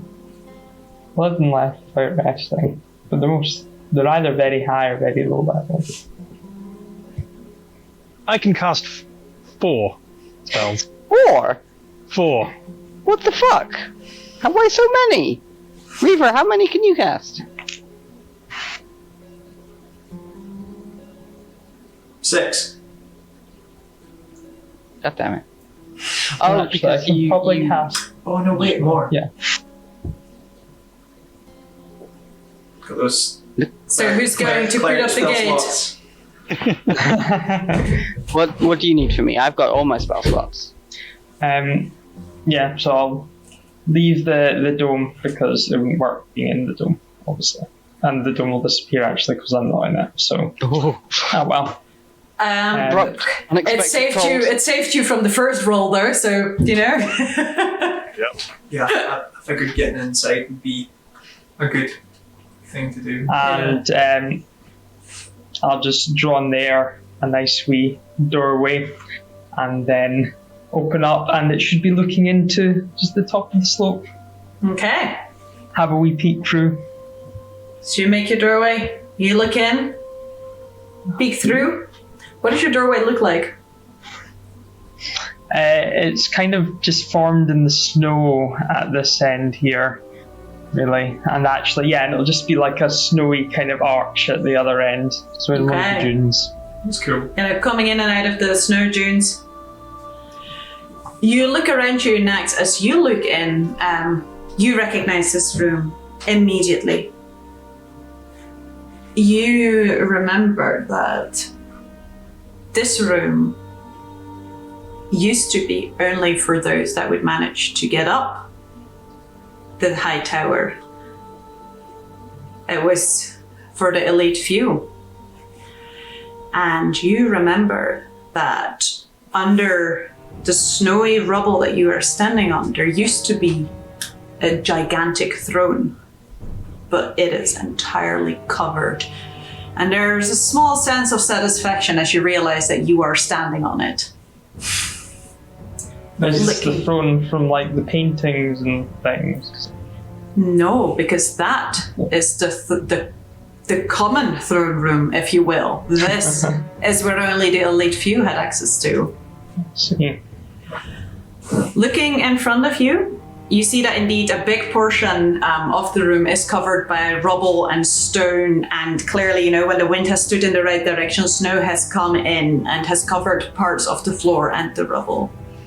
But you can also see further into the room display cases.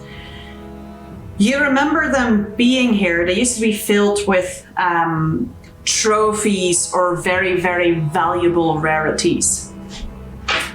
At a quick glance, however, the contents don't necessarily look familiar. What you can see from your vantage point, And you'd have to go down to get a better detailed look. But at a quick glance, you can see to your right what looks like maybe in the first one that you see 2 heads. And as your gaze shifts to the left, you see something that brings back memories. What looks like the outline of a very icy sarcophagus almost. Broken, as if part of it is shattered, but you can still see visible in there the shape where a neck-sized person would have fit. And that is where we shall end tonight's episode. What?